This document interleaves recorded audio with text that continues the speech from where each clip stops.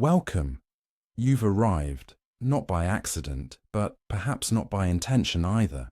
Like a leaf drifting down the river, you have found your way. Here. This is the empty boat. A place of stillness, of stories whispered through temple corridors, of questions, with no answers, yet answers that free the heart. Each story you're about to hear is a stepping stone on a quiet path, a path that winds not through mountains, but through your own soul. They are tales from the Zen tradition, from the Theravāda forest, from the wide sky of Mahāyāna compassion. But more than that, they are stories about you, your fears, your longing, your letting go. So if your heart is tired, if your mind is loud, if you're aching to come home to yourself, then stay. Sit with me. Breathe. We will journey together, one story at a time. No rush, no destination, only presence. The rain has begun to fall on the roof of the old temple. The bell has been struck once, let us begin. Story 1. The monk who could not let go. In the northern mountains of a forgotten land, where mist clung to the pines like quiet memories, and silence grew like moss over stone, there lived a young monk named Aiken. Aiken had come to the monastery as a boy of just 12, carrying with him a worn satchel, a withered letter, and eyes too old for someone so young. He had seen his home burn in a fire. He had seen his mother cry until she no longer had tears. He had seen how fragile everything could be, how even the strongest hands could lose their grip when the world decided to fall apart. Years passed. Aiken learned to chant the sutras, to cook rice with mindfulness, to bow without desire. He polished temple floors until they gleamed like water. He watered the moss garden even when it rained. His robes were simple, his footsteps quiet, his face calm. And yet, he could not let go. He could not let go of the past. He could not let go of control. He could not let go of the ache in his chest every time the wind reminded him of smoke. One spring afternoon, as petals of the mountain plum trees danced, like pale snow, Aiken sat with the old abbot under the Bodhi tree. The abbot was a thin man with a crooked spine and laughter lines that ran deeper than the mountain ravines. "Master," Aiken said, "I have done everything as taught. I have fasted, meditated, recited the Heart Sutra, practiced silence for seasons, but I feel stuck, heavy, as if I carry a stone I cannot name." The old abbot nodded. "Have you ever tried to throw a stone into the river while your hand is still closed?" Aiken frowned. "That would be impossible." "Yes." The abbot looked out over the hills. "And yet you try to release sorrow while clinging to your story. You wish to float while gripping the weight that pulls you under." Aiken opened his mouth to speak, but then closed it again.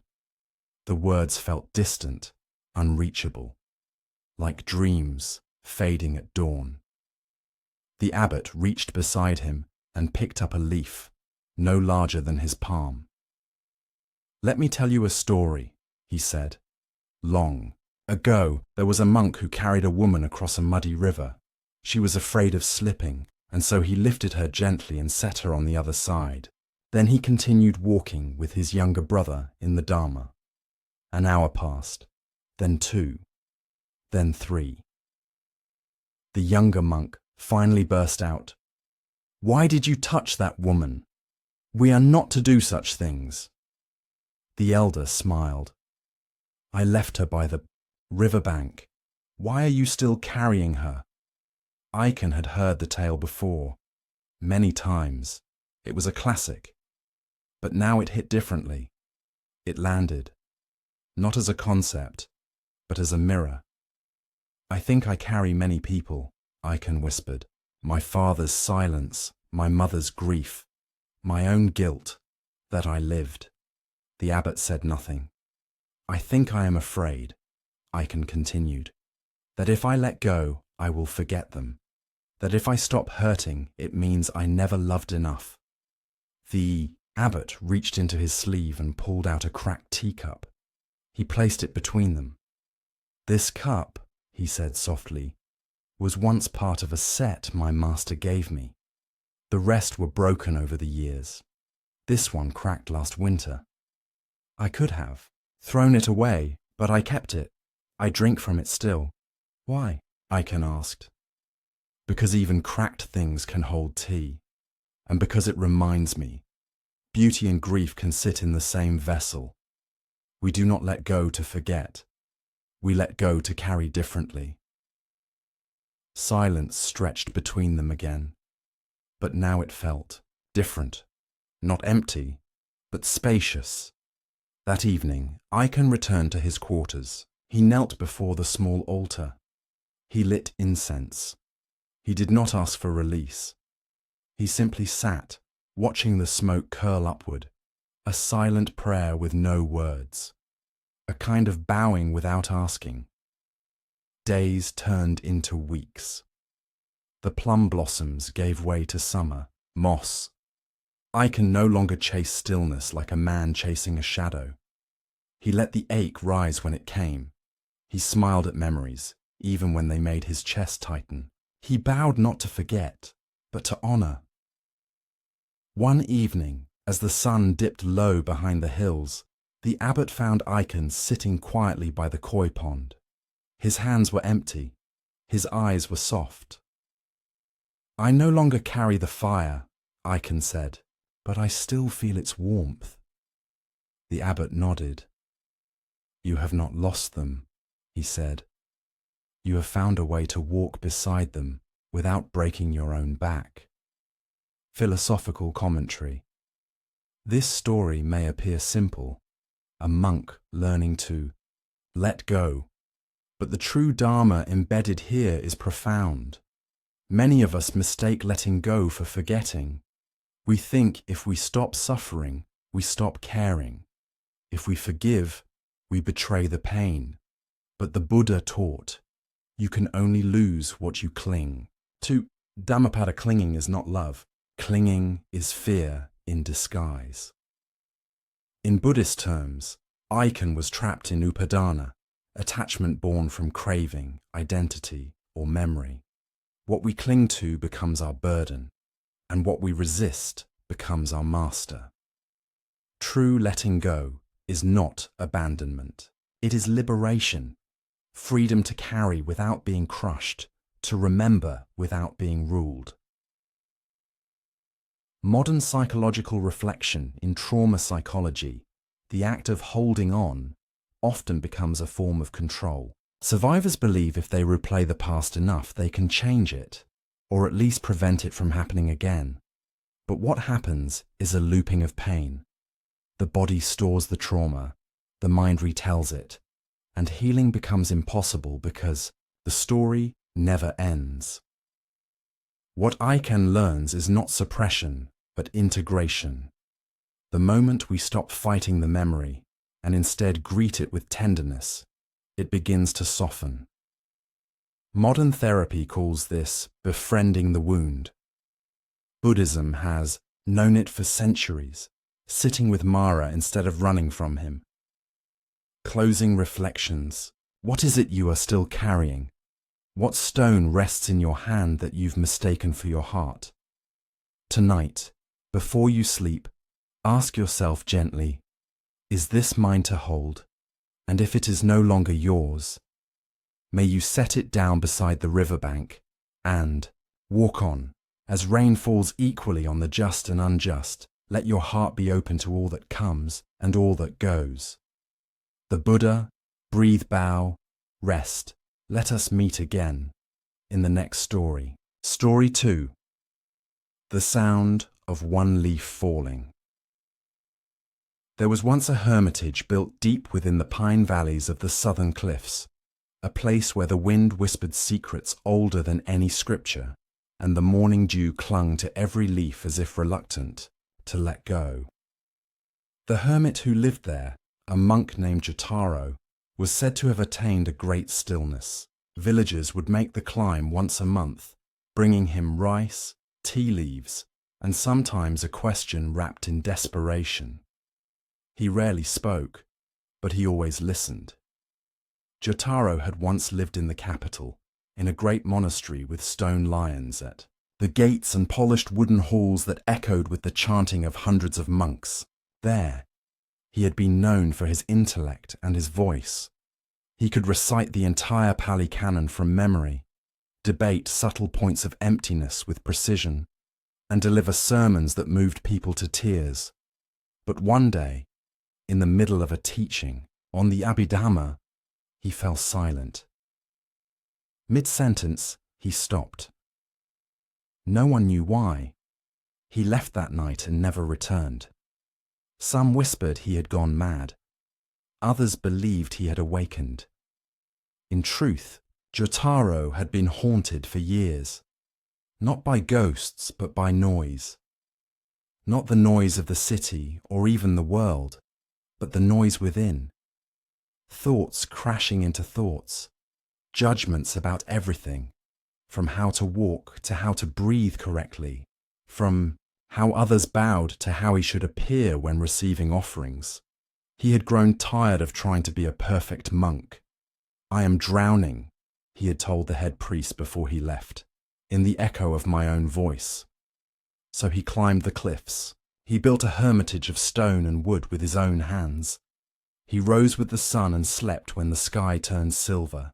He spoke to no one, not even himself. Years passed.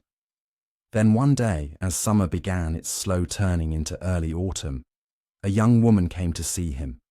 She did not climb the path with offerings or fanfare.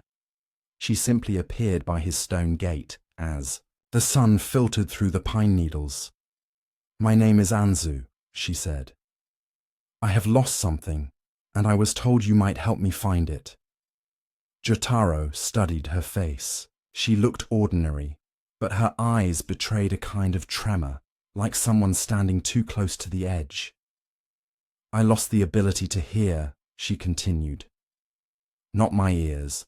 They work fine. I mean, I lost the ability to hear life.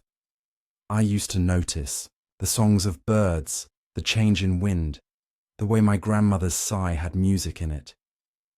But now everything is flat, like I've gone deaf to the soul of things." Jotaro poured her tea and said nothing. "I read scriptures. I meditate. I eat clean food. I journal, but nothing changes. I feel like I'm living under a glass bowl." Still, Jotaro did not speak, but he made a gesture. "Stay." So Anzu stayed. One day, then two, then a week. She helped him carry water, sweep leaves, boil rice. He never instructed her, only mirrored her with his actions. She tried not to think, but of course she did. She tried not to ask questions, but silence pressed against her chest like a hand she could not remove. On the 9th day, it happened. They were sitting together in the outer courtyard. It was the hour before dusk, when the light leaned sideways and the pine shadows stretched thin across the earth. Suddenly, a leaf broke free from a high branch and began to fall. It twisted gently, carried by invisible fingers, spinning slowly toward the ground. That was all. And yet, it was not. Anzu gasped softly, tears rising without permission, because in that moment she heard the leaf, not the sound of it cutting through air, not its touch against stone. She heard something deeper, the weightless surrender, the truth of impermanence, the letting go that made no sound and yet thundered in her chest. Her breath caught, then deepened. She turned to Jotaro, but he was already looking at her with a gaze that said, "Now you understand." He did not speak, because there was nothing more to say. Philosophical commentary: to hear the sound of one leaf falling, is not a metaphor for sound, but for awareness. It is the subtle perception that arises only when the noise of the self has quieted enough to receive life directly. Zen koans often speak of paradoxes like the sound of one hand clapping or the color of wind. These are not riddles to solve with intellect, but doorways that bypass conceptual thought. When the mind is still, the world speaks, quietly but clearly. The Buddha once said, "When the mind is silent, the lotus blooms by itself." Silence is not the absence of sound, but the absence of internal resistance. In this space, even a falling leaf can be a teaching. Modern psychological reflection, in today's hyperstimulated world, many experience what Anzu felt: sensory numbness. We hear, but do not listen. We see, but do not feel. This is not a failing. It is the nervous system in survival mode. When overwhelmed, the mind dulls perception to protect us. Reconnecting with presence does not require doing more. It requires doing less and being more. Mindfulness practices that emphasize embodiment, feeling the breath, noticing sensation, slowing down, retrain the nervous system to receive life without threat. Anzu's healing came not from effort, but from surrender, from letting herself live without chasing meaning. In this space of simplicity, beauty returned. Closing reflection. What have you stopped hearing? The laughter of your child, the way sunlight lands on your desk, the quiet ache in your own chest that just wants to be held tonight. Do not seek answers. Instead, listen for the sound of one leaf falling. There is a voice that does not speak, but only the still can hear. Zen proverb until the next story. Stay close to the silence. It misses you. Story 3. The Master and the Angry Storm. A storm was coming. You could smell it in the soil, feel it in the stiffness of the air. The villagers below the mountain monastery hurried to bring their animals inside, to shutter their windows, to pray. The winds would not tear off the roof tiles again. But in the monastery above, where the pine trees bent like old men in the wind, Master Daigo walked slowly through the cloister, his hands clasped behind his back, as if the storm were nothing more than a passing visitor. He was known across the province, not for his sermons, which were rare, nor for his austerity, which was simple, but for his unshakable calm. It was said that Master Daigo could sit in meditation, even if the mountain itself collapsed around him. But this day, his silence would be tested.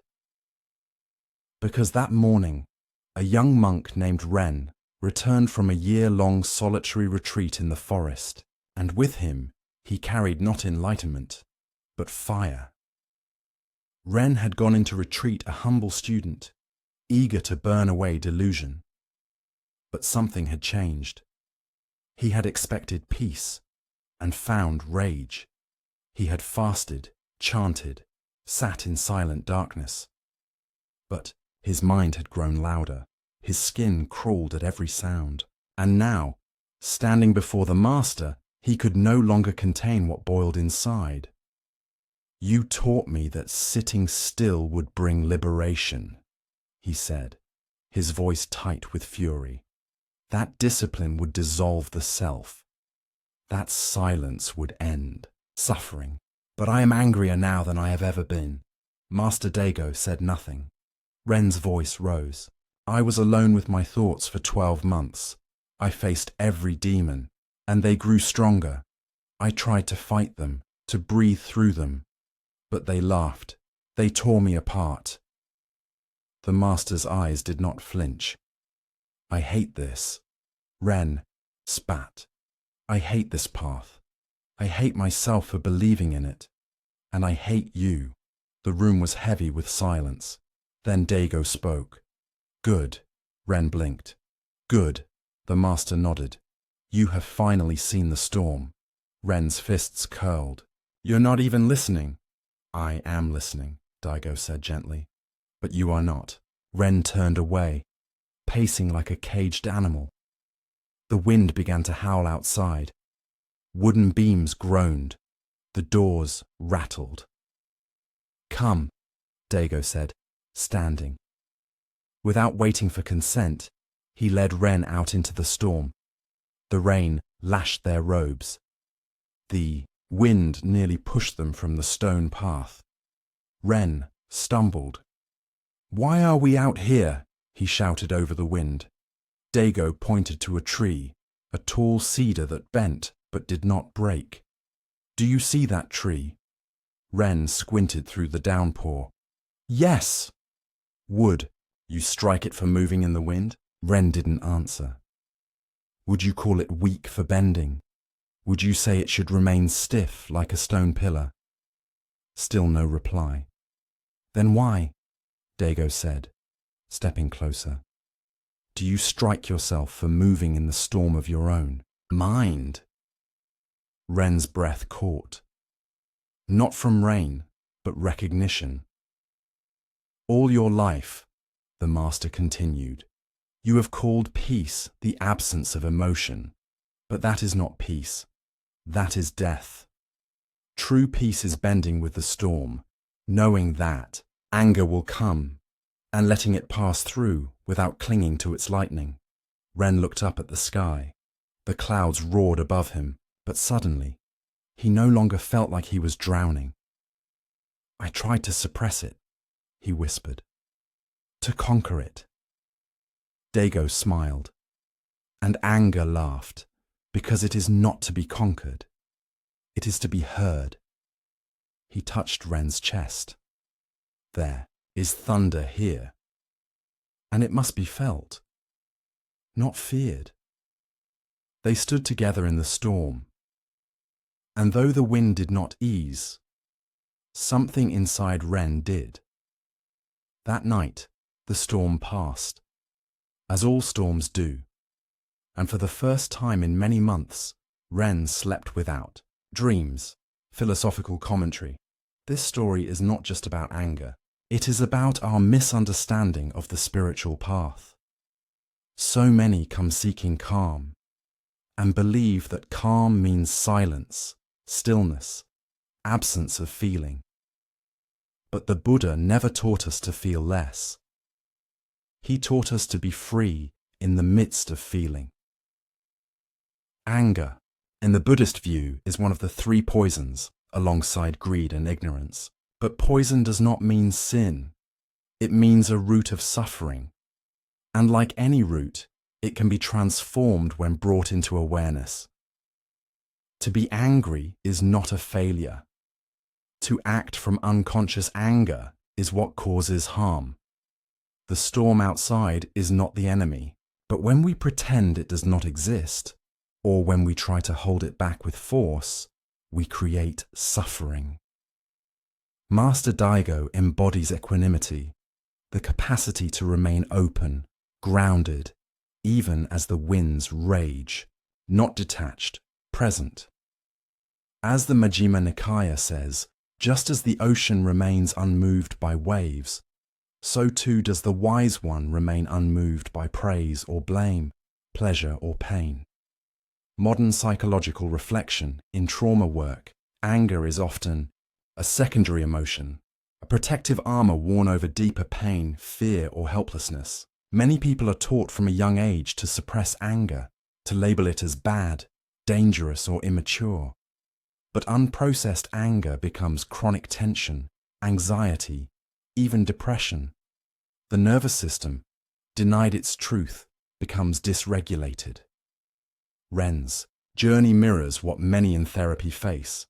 When we finally sit still, what arises is not peace, but chaos. That is not failure, that is contact. The psyche bringing forward what has been exiled.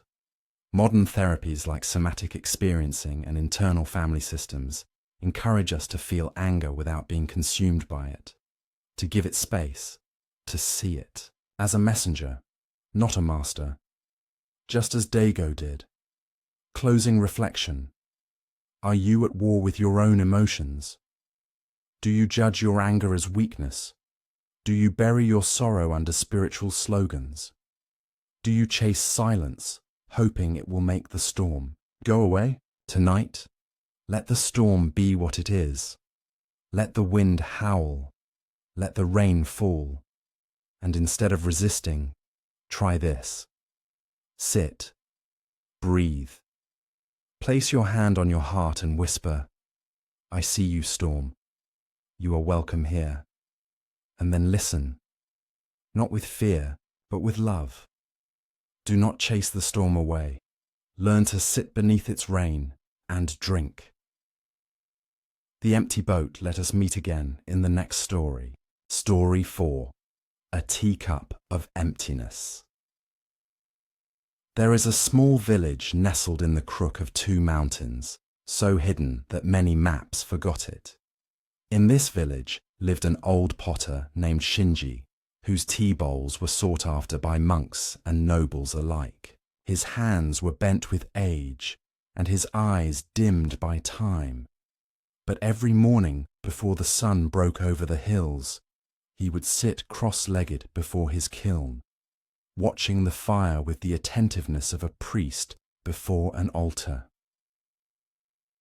One autumn, a young scholar named Hideo came to visit him. Hideo was a man of sharp mind and quick tongue, recently returned from the capital with scrolls tucked under his arms and the air of one who believed he already knew the answers to questions not yet asked. I've come to learn from you, Hideo said, bowing deeply. I want to understand the art of making tea bowls that speak without words. Shinji nodded, but said nothing. He gestured for the young man to sit. For 3 days, the old potter offered Hideo tea, walked with him silently along the river, and showed him the clay pits behind the temple. But he spoke not a word about technique or philosophy. On the 4th morning, frustrated, Hideo could no longer contain himself. Master, he said, I have read the Diamond Sutra.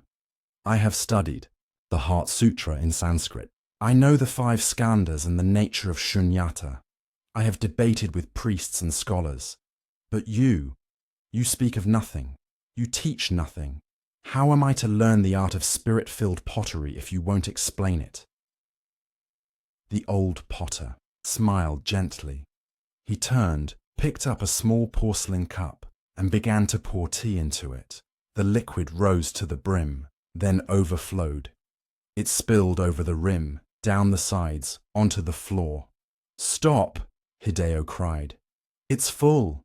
Shinji looked at him calmly. And so are you. Hideo blinked. You are like this cup, Shinji said. So full of knowledge, there is no space for tea. You must empty yourself first. Only then can you taste the truth. The words struck Hideo harder than any rebuke. For the first time in years, he was silent. Not the silence of arrogance, but the silence of seeing. That afternoon, he followed the potter to the workshop. But now he watched not to learn. He watched to unlearn. He noticed how Shinji touched the clay with affection, not control. How his fingers moved not to shape, but to listen. How the kiln was not forced to behave, but partnered with like a wild animal in the forest. Over time, Hideo's mind softened. He asked fewer questions. He sat longer by the kiln. He began to notice things he had never noticed. The different scent of clay after rain, the sigh of the wheel as it turned, the quiet pride of a teacup that held space more than it held tea. One evening, as dusk settled over the village, Hideo held up a simple bowl he had shaped that morning. It was uneven, wobbly even, but something in it felt alive. Shinji came beside him, touched the edge of the cup, and smiled. It is not perfect, Hideo said. No, the old man agreed. It is honest. They stood together in the twilight, and for once, Hideo did not seek anything more. Philosophical commentary. In Zen, the concept of emptiness, shunyata, does not mean nothingness. It means boundlessness, the absence of fixed identity, the openness that allows form to arise and pass. The teacup is an ancient metaphor in Zen. It is useful only because it is empty. If it were full or solid, it could hold nothing. Likewise, our minds must be spacious, not crowded by belief, ego, or certainty. The Buddha once said, "If you carry your past with you always, how can you ever step into the present?" The more we think we know, the less we listen. The more we cling to concepts, the harder it is to perceive truth directly. Zen does not value cleverness.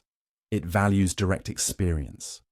To see, taste, touch reality as it is, not through filters, but through presence. Modern psychological reflection. In modern terms, Hideo represents the intellectualized self, a common defense mechanism in trauma and high-functioning anxiety. We use knowledge to create control. We gather theories to avoid vulnerability. We become experts at talking about life while never really feeling it. Many of us are like that overfilled cup, trying to pour more insight into an already overflowing psyche. But healing doesn't come from adding. It comes from clearing, from becoming quiet enough to notice the parts of us that don't speak in words. Therapists often guide clients toward mindfulness, not to teach them more, but to help them remember less. To stop rehearsing the story, to sit in the presence of their own breath without narrative. The body, like the teacup, holds wisdom when it is empty enough to listen. Closing reflection. What fills your cup today?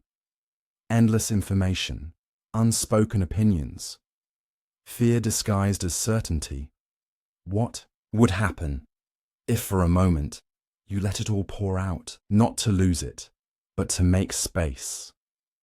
Tonight, before sleep, sit with an empty cup before you. Watch the steam rise. Feel the warmth through your fingers. Ask yourself gently, what am I making room for? And when you do, remember, the purpose of the cup is the space within. Lao Tzu let go of what fills you, so life can flow in. We'll meet again for the next story. Story 5. The Gate That Opens Inward. There was a small monastery near the edge of a vast forest where the maples turned blood red in autumn and the air smelled of wet earth and fallen leaves. At the very edge of the monastery, ground stood an old wooden gate, unpainted, weathered, and slightly crooked. It had no lock, no hinges, just two silent doors that barely held together. Most people thought it was abandoned or forgotten, but the monks knew better. They called it the Inward Gate. No, one knew who had built it. It stood there long before any of them arrived. It did not lead to another place. There was no path on the other side, just a wild stretch of grass and trees, sometimes mist, sometimes crows. Yet every monk without fail was told by the abbot, "When the time comes, go to the gate, but do not try to open it." No further explanation was given, and so the gate became a kind of quiet riddle in the minds of the novices. Among them was a monk named Nao. He had been at the monastery for 5 years. Diligent, precise. He chanted the sutras at exactly the right pace, struck the temple bell with perfect timing, and never once let his mind wander during morning prostrations, or so he believed. But something gnawed at him. He felt a tightness in his chest each night before sleep, a loneliness that meditation did not dissolve. One morning, he approached the abbot and bowed. "Master," he said, "I feel I am missing something." I have studied the teachings. I observe the precepts. But there is a door inside me that won't open. The abbot looked at him kindly. Then go to the gate. Nao hesitated. The inward gate. Yes. But I don't know what it's for. You don't need to. Just go. But remember, don't try to open it. And so Nao went. He stood before the gate just before sunrise, the sky barely, tinged with blue. The wood was rough beneath his fingers. He listened. There was no sound, no wind, no call of birds. Something stirred in him. A familiar hunger. A longing to get somewhere, to find something. He reached for the gate, and then stopped. Don't try to open it, the abbot had said. Now sat down cross-legged in front of the gate and waited. An hour passed, then another. Thoughts rose like fish breaching water. What am I doing here? What is supposed to happen? What if nothing happens at all? He tried to still them, but they swirled louder. He stood up, paced, sat again. He grew angry, then bored, then sad. By the 4th hour, he began to cry, not loudly, just tears flowing like a stream that had been dammed too long. He didn't know why. He wasn't even sure what part of him was breaking open. But it came. And then silence. Not the silence of absence. The silence of arrival. He looked at the gate. It hadn't moved. Nothing had changed, and yet everything had. In that moment he understood. The gate was never meant to be opened outward. It was a mirror, a symbol, a threshold into the self. The gate opened inward, always. He smiled softly, bowed deeply, and walked away, not through the gate, but through himself. That evening, the abbot met him in the garden. You went to the gate, he said. Yes, Nao replied.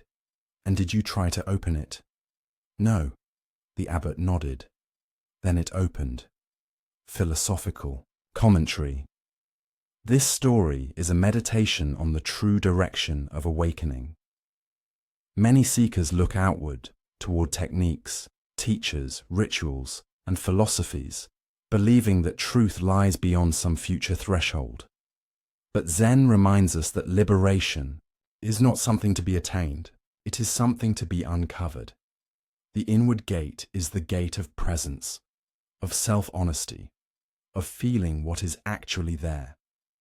The Buddha taught, within this fathom-long body and mind is found the world, the origin of the world, the cessation of the world, and the path leading to the cessation of the world. Anguttara Nikaya. Everything we seek is within this body, this breath, this moment. But to access it, we must stop trying to get anywhere. We must sit before the gate without forcing and wait. Modern psychological reflection, in psychological terms, the gate represents the parts of ourselves we avoid. In a culture obsessed with achievement and progress, the idea of just sitting before an invisible threshold feels like failure. But healing is not linear. Transformation often occurs in the stillness after striving has burned out. Therapeutic models like depth psychology, somatic therapy, and internal family systems all emphasize turning inward, toward the exiled parts of ourselves. The frightened child, the protector, the critic. These gates cannot be opened with force, only with presence. Nao's tears came not from sadness, but from contact. After years of spiritual performance, he finally touched his real self. That is the inward gate. Closing reflection. What gate stands before you today?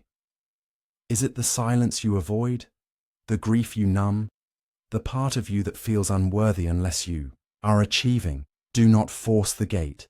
Do not seek the key. Simply sit with it. Breathe with it. Wait and ask yourself, what in me needs my presence, not my progress? Do not go outside. Return to yourself. Truth lives where you stopped looking. The empty boat. We will meet again at the next gate. Story 6. The Old Woman Who Watered Stones. In a remote coastal village where the cliffs met the sea with a kind of resigned ferocity, there lived an old woman named Tomiko. Her hair was white as the seabirds that cried overhead, and her back hunched, like the wind-sculpted pines that clung to the rocks behind her home. Every morning, long before sunrise, she walked barefoot to a small circle of stones at the edge of the shore. There she would kneel, lift a bucket of fresh water drawn from the well, and carefully pour it onto each stone as if they were fragile plants thirsty for life. No one knew why she did it. Some said she was mad. Others whispered it was grief. A few believed it was magic. Children would follow her from a distance, giggling and daring each other to ask. But Tomiko never spoke of it. She simply watered the stones, rain or shine, winter or summer, day after day. One afternoon, a wandering monk passed through the village. He wore tattered robes and carried no alms bowl, only a small wooden flute tucked into his sash. The villagers invited him to stay the night and told him of the old woman by the sea. She's not dangerous, they said. Just strange, harmless. She believes the stones will bloom if she tends them long enough. That evening, the monk wandered down the path to the cliff's edge. He found Tomiko there, pouring water slowly, carefully, as if performing a sacred rite. He did not interrupt her. When she finished, she sat back, resting her thin hands on her knees. Her breath was even, unhurried. "You've come to see the mad woman," she said without turning. "I've come to listen," the monk replied. She smiled, a crinkle of skin and sun and sea. "You see those stones?" she asked, finally looking at him. 15 years ago, they marked the graves of my family, my husband, my 2 sons. The sea took them in a storm. That night, the waves reached the village for the first time in 100 years. It tore through our home as if it were paper. I survived. They did not. The monk said nothing. "I had no body to bury," she continued. "Only the names. So I carved them into stones, and I water them because they still thirst. Not for water, but for memory, for presence, for love that has nowhere else to go." Tears slipped down the monk's cheeks before he realized they were his. "But you know what's strange?" she said, her voice barely above the surf. Over time, the stones began to change. The sea smoothed their edges. Moss grew. Then one day, a wildflower bloomed between them. She looked back at him, eyes clear. That was the first time I smiled again. The monk sat beside her. They watched the horizon together. He did not ask her to stop. He did not suggest she meditate, or let go, or seek release. He simply sat with her, honoring her ritual. Because sometimes, watering stones is how the soul remembers that it still knows how to love. Philosophical commentary. This story carries the deep current of compassion without resolution. In Buddhist practice, we often speak of non-attachment, but this does not mean indifference. It means loving without clinging. It means allowing grief to move through us without needing it to be tidy or logical. Tomiko waters the stones not because she believes they will bloom, but because she has chosen not to abandon her love. The Buddha once said, "In this world, hate never yet dispelled hate. Only love dispels hate. This is an eternal law, Dhammapada. And what is love, if not the willingness to return to the same place of loss? Not to reopen the wound, but to keep it clean with the water of presence. We often think healing means moving on. But sometimes, healing is simply staying with what hurts long enough for it to soften. Modern psychological reflection. In trauma therapy, rituals like tomikos are known as grief-tending practices. When we lose someone or something, we often experience a loss of identity, safety, and coherence. The world becomes unstable. Time stops making sense. Yet modern society rarely gives space for sustained mourning. We are urged to get over it, to move on, to find closure. But grief doesn't follow logic. It moves in spirals. It returns in waves. Tomiko's act of watering stones is a profound example of continuing bonds, a therapeutic concept that acknowledges that grief doesn't end, it evolves. The goal isn't to sever connection with the lost, but to find new ways to hold them. Her ritual gave shape to her love. It became a container for her sorrow, and in doing so, it gave her life back. Therapists might call it symbolic, mourning. Buddhists might call it mindfulness of suffering. But at its heart, it is human. Closing reflection. What are the stones in your life? A parent you never got to say goodbye to. A version of yourself that disappeared during a hard year. Dream that dissolved in silence. You do not have to let them go. You do not have to pretend it didn't matter.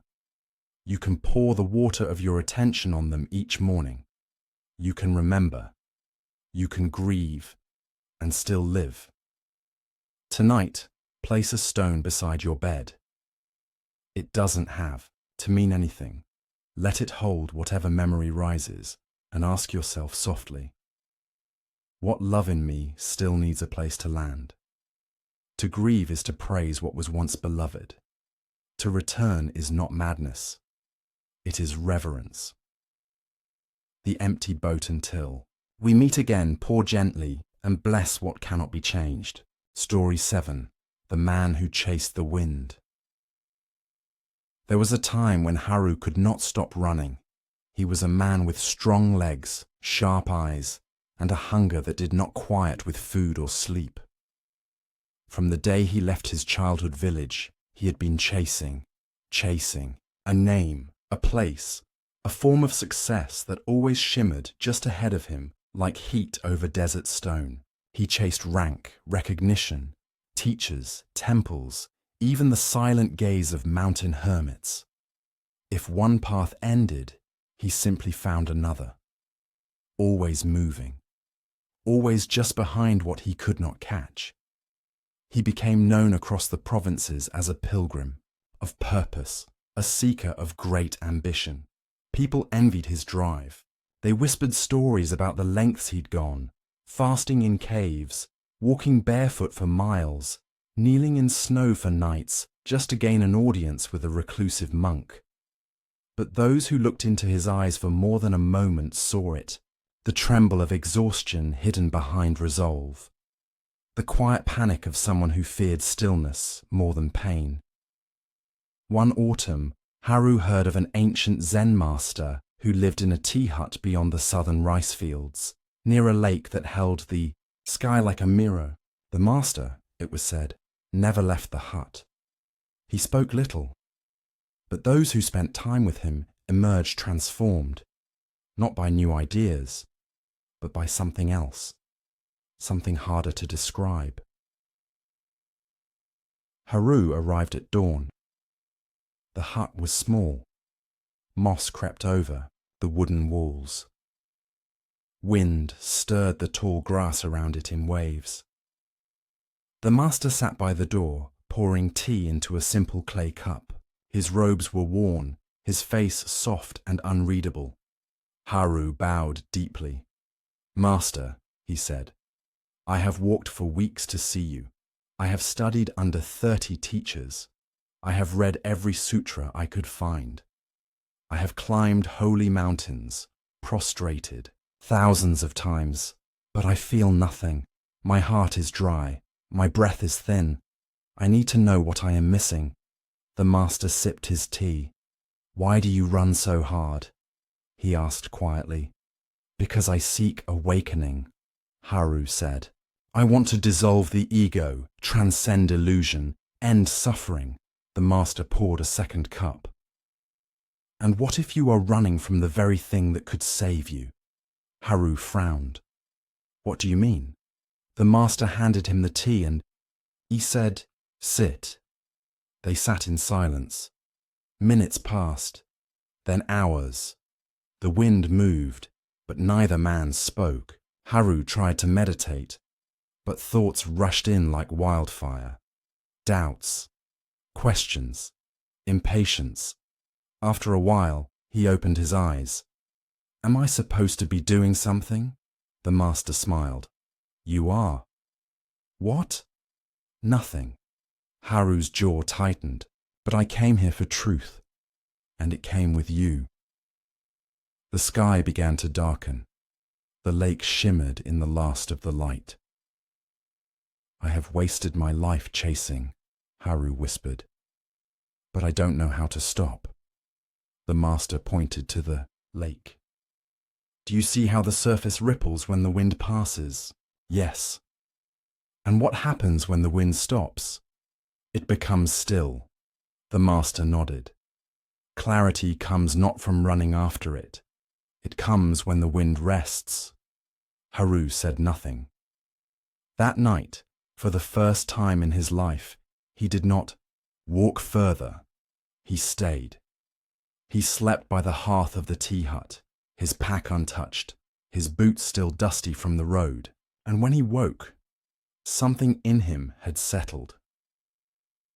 He stayed another day, then another. He did not learn new teachings. He simply stopped running. And in the quiet that followed, he finally heard the wind he'd been chasing for years.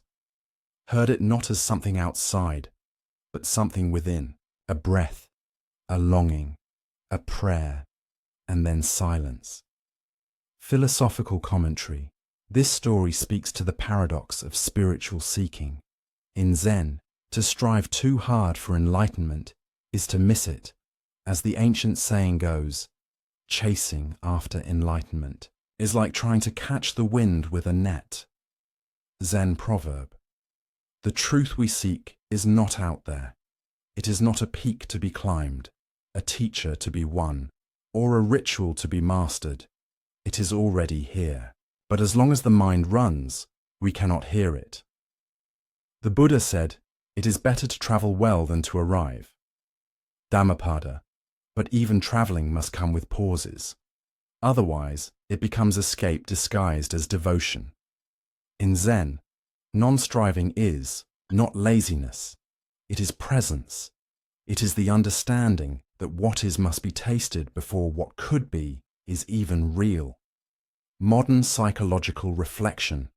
Haru's journey mirrors that of many high-functioning individuals in the modern world. The constant pursuit of achievement, spiritual or secular, can become a distraction from emotional presence. What looks like motivation may actually be avoidance. In psychology, this is often tied to performance-based worth, the belief that one must do to be enough. Many seekers use spirituality as a way to perfect the self, to outrun shame, to earn love from the universe. But healing begins not with effort, but with pause. Mindfulness-based therapies teach acceptance before change. You cannot fix what you have not fully felt. The nervous system, when constantly driven, never learns to rest. Haru's story is a lesson in what modern psychologists call deactivating the sympathetic system, moving from fight or flight into rest and digest. When the body rests, the truth rises. Closing reflection. What are you chasing? The perfect practice? The perfect version of yourself? A peace that always seems one step away? What if the very act of running is what keeps you from arriving. Tonight, sit still for a while. No goal, no performance, no achievement, just you and your breath, and the space between thoughts. Ask yourself, what would it feel like to stop? And then, stop. Peace is not found at the end of the path. It is what remains when you stop walking. The empty boat. We'll meet again where the wind rests. Story 8. The candle that burned without flame. In the highlands where mist hung low over the shoulders of the hills and the valleys whispered with the breath of old winds, there stood a tiny temple carved into the rock face. It was barely more than a cave with worn wooden doors, but pilgrims came from across the land to find it. They came not for relics or rituals, but to seek a monk known only as Sore, the candle monk. No one knew his real name. He had not left the temple in more than 20 years, yet those who sat with him returned changed, as if they had touched something wordless, something clear. He was not known for teachings or koans or miracles. In fact, most days he said very little. But beside him always burned a candle. It gave no flame. It gave no smoke. It did not flicker in the wind or melt with time. It was not made of wax. The candle was made of stone. A small, smooth cylinder, carved with delicate waves along its surface. And yet, those who entered the temple swore they felt warmth beside it, swore it lit something within them, swore it awakened something no fire ever could. One winter, a woman named Midori came to see him. She had lost her only child, a son named Hina, who had drowned during a river storm the previous spring. Since then, she had lived in a fog, caring for her aging parents, going through motions, surviving.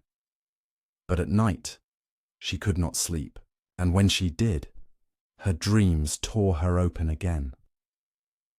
"I don't want to stop mourning," she told the monk, sitting cross-legged on the mat, "but I want to stop drowning." Sore looked at her, eyes soft and ancient. He gestured toward the stone candle. "What do you see?" he asked. Midori frowned. "A sculpture, a candle that doesn't burn." "Are you sure?" She stared at it. The surface was cold, but the space around it didn't feel cold. It felt held, a stillness that wrapped around her bones. Sore said, "Nothing. I don't understand," she said. "You do," he replied, "but not here." He tapped her forehead, then, softly, tapped her chest. "That candle," he said, "once held a real flame. It burned brightly. For many years, but its wax melted, its wick crumbled. What remains is only the shape." He paused. "But it still warms this room." Midori's breath caught. "Your son," Sore said gently, "was like that flame. Bright, alive. He is no longer burning, but the shape of him remains. In your body, in your silence, in your tears. And that shape still warms this room, still lights something in you." Tears welled in her eyes, not sharp tears, soft ones, the kind that come not from panic, but from release. "I don't want to forget him," she whispered. "You never will," Sore said, "but you must stop demanding his flame." Silence fell between them. She looked again at the candle. For a moment, she thought she saw it glow, not in the way fire glows, but in the way memory hums, quiet, eternal. She bowed, and, for the first time in months, the space inside her did not feel like a wound. It felt like a room with a small warmth, steady and still. She returned home the next day, and when she did, She lit no incense, made no altar. She simply carved a stone with Hainer's name, placed it beside her bed, and sat with it each morning. Not to speak, not to pray, just to remember. Philosophical commentary. This story invites us to consider the difference between what is gone and what is present in another form. In Buddhist philosophy, especially within Mahāyāna teachings, emptiness, shunyata, does not mean absence, it means interbeing. All forms are temporary, but their essence, their influence, continues through cause and condition. Sorei's stone candle is a metaphor for memory that no longer burns destructively, yet still carries warmth. It's a teaching on transformation without erasure. As the Heart Sutra reminds us, form is emptiness, emptiness is form. Your grief is not your enemy, it is your teacher, your love, transformed. Modern psychological reflection. In grief therapy, there's a crucial shift that often needs to happen for healing, moving from acute loss to integrated memory. In the early stages of grief, the mind resists the reality of absence. We seek the presence of the lost one through dreams, habits, rituals. But eventually, we must transform that relationship from external presence to internal bond. Sorei's candle reflects this process. The fire is gone, but something remains, something real.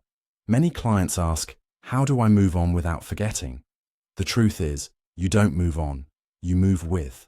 The bond becomes quieter, deeper, less about the pain, more about the presence they left behind. It's not forgetting, it's carrying differently. Closing reflection. What flame in your life has gone out? A love that ended, a person who passed, a dream you once held in trembling hands? You may not be able to relight it, but you can sit beside its shape, and in doing so, feel its warmth again. Tonight, ask yourself, what in me is still glowing, even without fire? Sit beside that stone. Feel its weight, feel its silence, and know you are not alone. Not all light needs flame. Some light lives in the shape of what was loved. The empty boat, let us meet again, where the light does not burn, but still warms. Story 9. The Boy Who Refused to Cry. There was a village nestled in the bend of a river that curved like a sleeping dragon. The summers there were hot and sweet. The rice fields gleamed like glass under the sun, and the cicadas never stopped singing. It was the kind of place where generations passed, like the gentle rise and fall of breath. Quiet, rhythmic, enduring. In this village lived a boy named Aki. From a young age, Aki was known for his silence. Not the thoughtful, serene silence of a monk, but a clenched stone-like stillness, too still for a child. He did not laugh easily. He did not complain. And, most of all, he never cried. Not when he scraped his knee. Not when his dog died. Not even when his mother, pale as moonlight and soft as rain, slipped into illness and did not wake. At her funeral, Aki stood with his arms crossed, eyes fixed on the incense smoke curling upward, refusing to blink. The villagers whispered. Some called it strength, others said he was cold, but the truth was simpler, sadder. He was afraid that if he cried, he might never stop. Years passed. Aki grew. His body stretched like bamboo, tall, lean, hollowing inward. He helped his father in the fields, studied with the old teacher at the temple, learned to chant the sutras in a voice that never wavered. He did everything he was told, except grieve. One day, an old Zen teacher named Ryoshin visited the village. He was small and bird-like, with hands that trembled, but eyes like polished obsidian. He had once been abbot of a great monastery, but now wandered from place to place with nothing but a bamboo staff and a small drum. He watched Aki from afar. After morning chants, Ryoshin approached the boy and asked him to walk together to the river. They sat on a low stone ledge as the water murmured. "Past them. Do you see that river?" the old monk asked. "Yes," Aki replied. "Do you know where it begins?" "In the mountains," Aki said, remembering the lessons from school. "And where does it end?" "In the sea." Ryoshin nodded. "And what happens if the river gets blocked?" Aki thought. "It floods or dries up." The monk placed a hand on the boy's shoulder. "And what happens when a heart blocks its tears?" Aki turned away. "Tears are useless. They don't bring people back." Ryoshin was quiet for a long moment. "No," he said finally, "but they bring you back." Aki looked at him, confused. "When my wife died," Ryoshin continued, "I did not cry. I shaved my head, chanted for 49 days, gave alms, lit incense, but I did not cry. And do you know what happened?" "What?"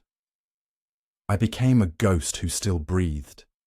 He tapped his own chest. "My eyes saw, but my heart was asleep. My steps moved, but I was not walking. I was a man-shaped shadow, and it wasn't until one night, sitting alone with a wooden comb she had left behind, that I finally wept. Not just tears, but rivers, and that river brought me back to life." Aki said nothing, but his shoulders had lowered, just slightly. That evening, Ryoshin gave the boy a task. "Take this bowl," he said, handing Aki a simple wooden bowl with a small crack in its rim. "Each morning, fill it with water from the river and carry it, without spilling, to your mother's grave." "For how many days?" Aki asked. "Until the bowl breaks," Ryoshin replied. Aki obeyed. For weeks, he rose before dawn, filled the bowl, walked the long dirt path to the hillside where his mother rested. He said nothing. He left no flowers, only water, until one morning the bowl cracked completely in his hands. The water spilled over his feet, soaking the earth, and he broke. He fell to his knees and cried, not the shallow, trembling sobs of someone trying to stay composed, but the deep, primal wailing of a boy who had held a dam inside his chest for far too long. He cried until his ribs hurt, until snot and salt ran down his face, until the sun rose high and the cicadas screamed and the world turned gold again. And when he stopped, something strange happened. He felt lighter, not healed, but human. Philosophical commentary. This story speaks to the hidden suffering of emotional suppression, a common trap not just for men or boys, but for all those taught that grief must be mastered, contained, or silenced. In Buddhist thought, emotions are not enemies to be extinguished. They are visitors to be understood. Anger, fear, sorrow. These are all part of Vedana, the feeling tone of experience. The Buddha taught, just as the great ocean has but one taste, the taste of salt, so too does the Dharma have but one taste, the taste of liberation. Udana 5.5, but liberation does not mean numbing. It means feeling fully, without identification. Aki's tears were not weakness. They were the river that unblocked the truth. They were the taste of salt that brought him back into presence. Modern psychological reflection in trauma therapy, emotional suppression is one of the most common adaptive strategies. Children who are taught, explicitly or implicitly, that emotions are dangerous, weak, or unwanted, often develop a freeze response. They learn to armor the heart, but the body remembers. Tears are not merely emotional, They are biological regulation. They activate the parasympathetic system. They lower cortisol. They release oxytocin. Suppressing grief doesn't erase it, it stores it, often in the form of chronic tension, depression, or disconnection.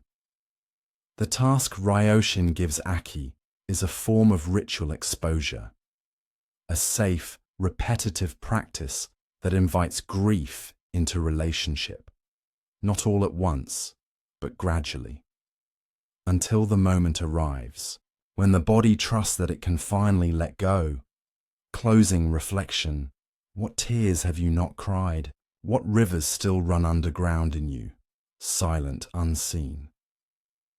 Tonight, find a quiet place. Place a bowl of water beside you. Light no candle. Say no prayer. Just sit. And if your eyes begin to soften, if something stirs behind your ribs, let it rise. You are not breaking, you are returning. Crying is not the body's weakness, it is the soul's reign. The empty boat. We will meet again beneath quieter skies. Story 10. The Silence Between Bells. There was once a monastery hidden in the folds of a deep valley, where the clouds dipped low and touched the grass, and the wind carried the scent of pine and river stone. The monastery was known for a single sound, the bell. Every morning at sunrise and every evening at dusk, the temple bell was struck once, only once. The sound echoed through the hills, resonating so clearly that nearby villagers would pause, even in the middle of conversation, to listen. It was said that the bell had been cast from the melted swords of warriors who had once abandoned violence and taken up the robe. Its voice was round, full, sorrowful, and utterly still.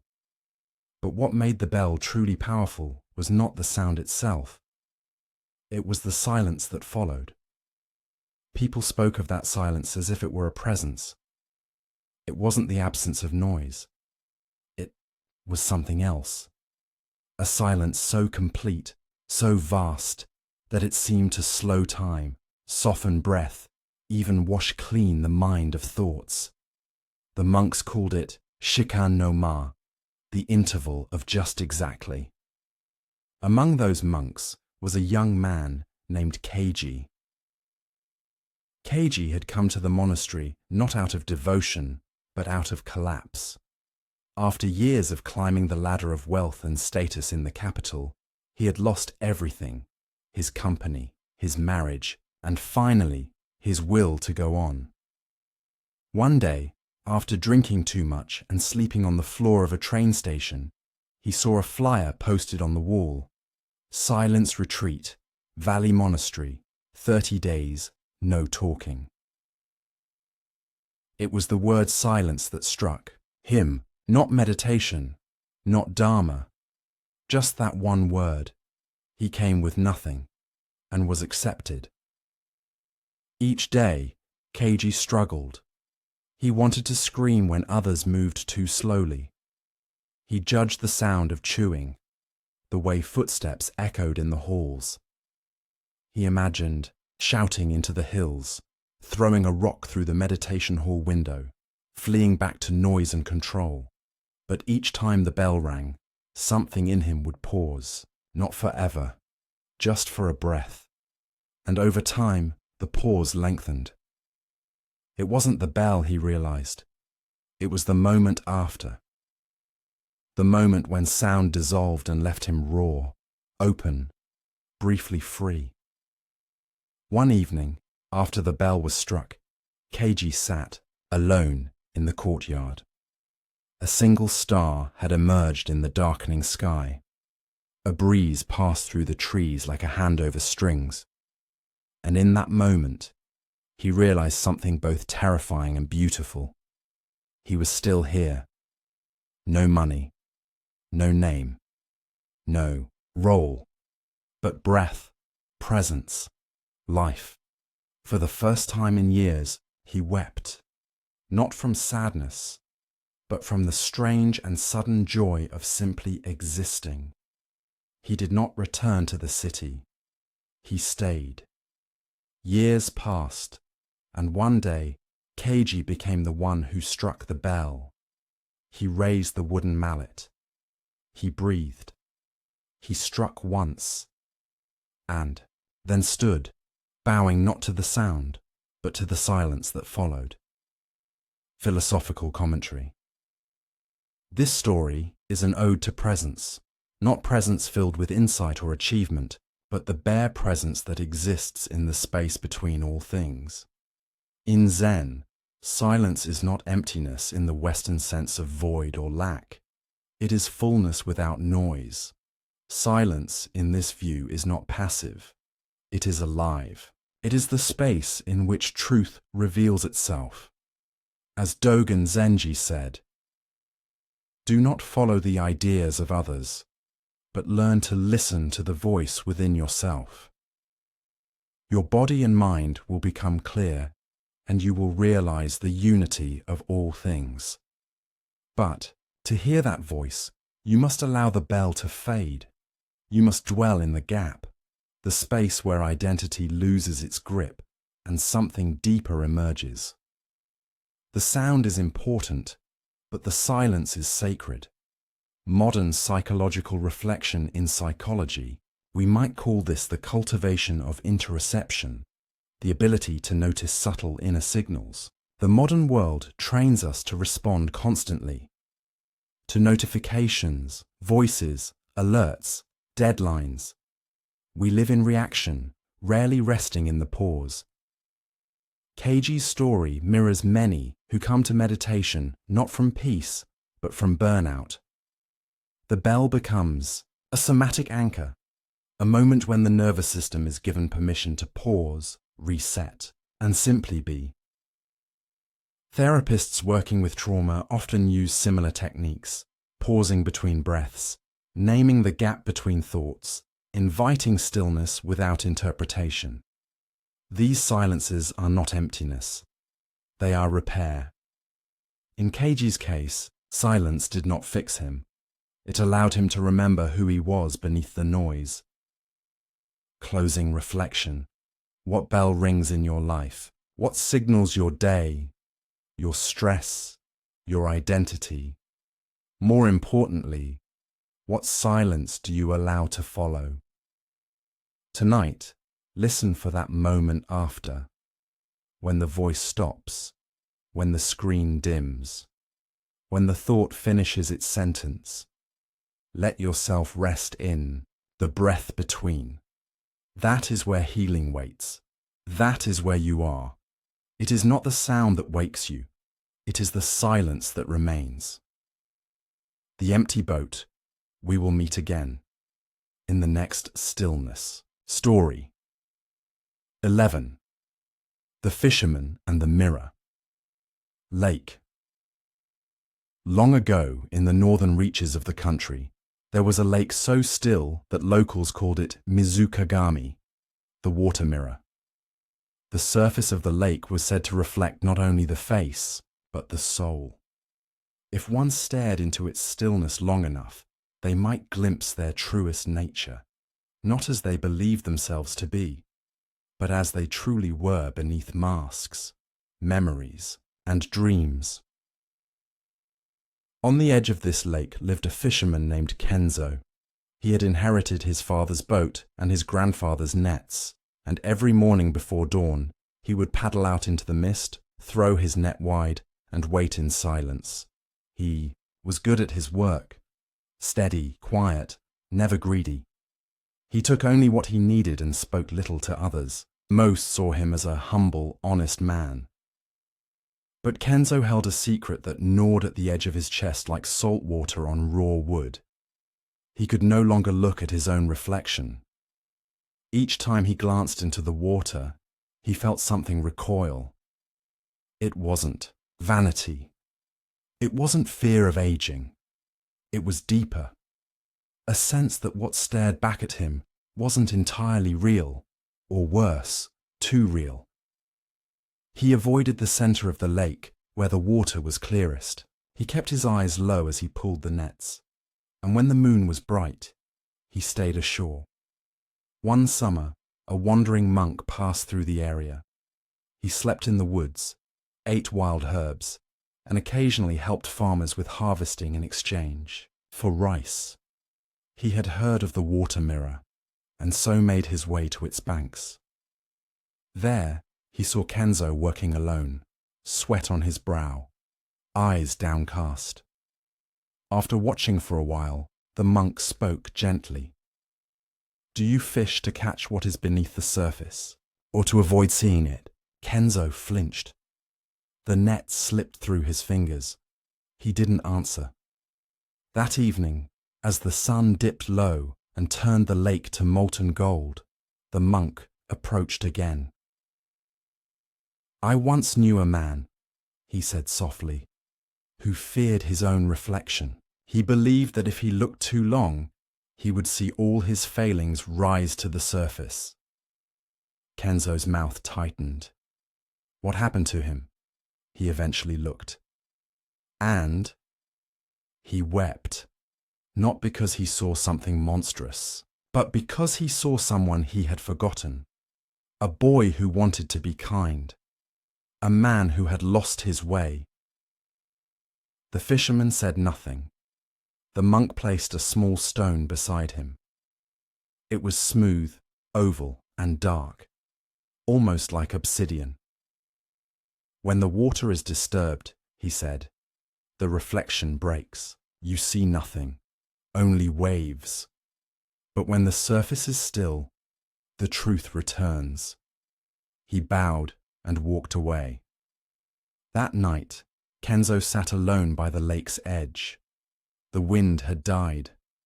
The surface shimmered like glass. He leaned over.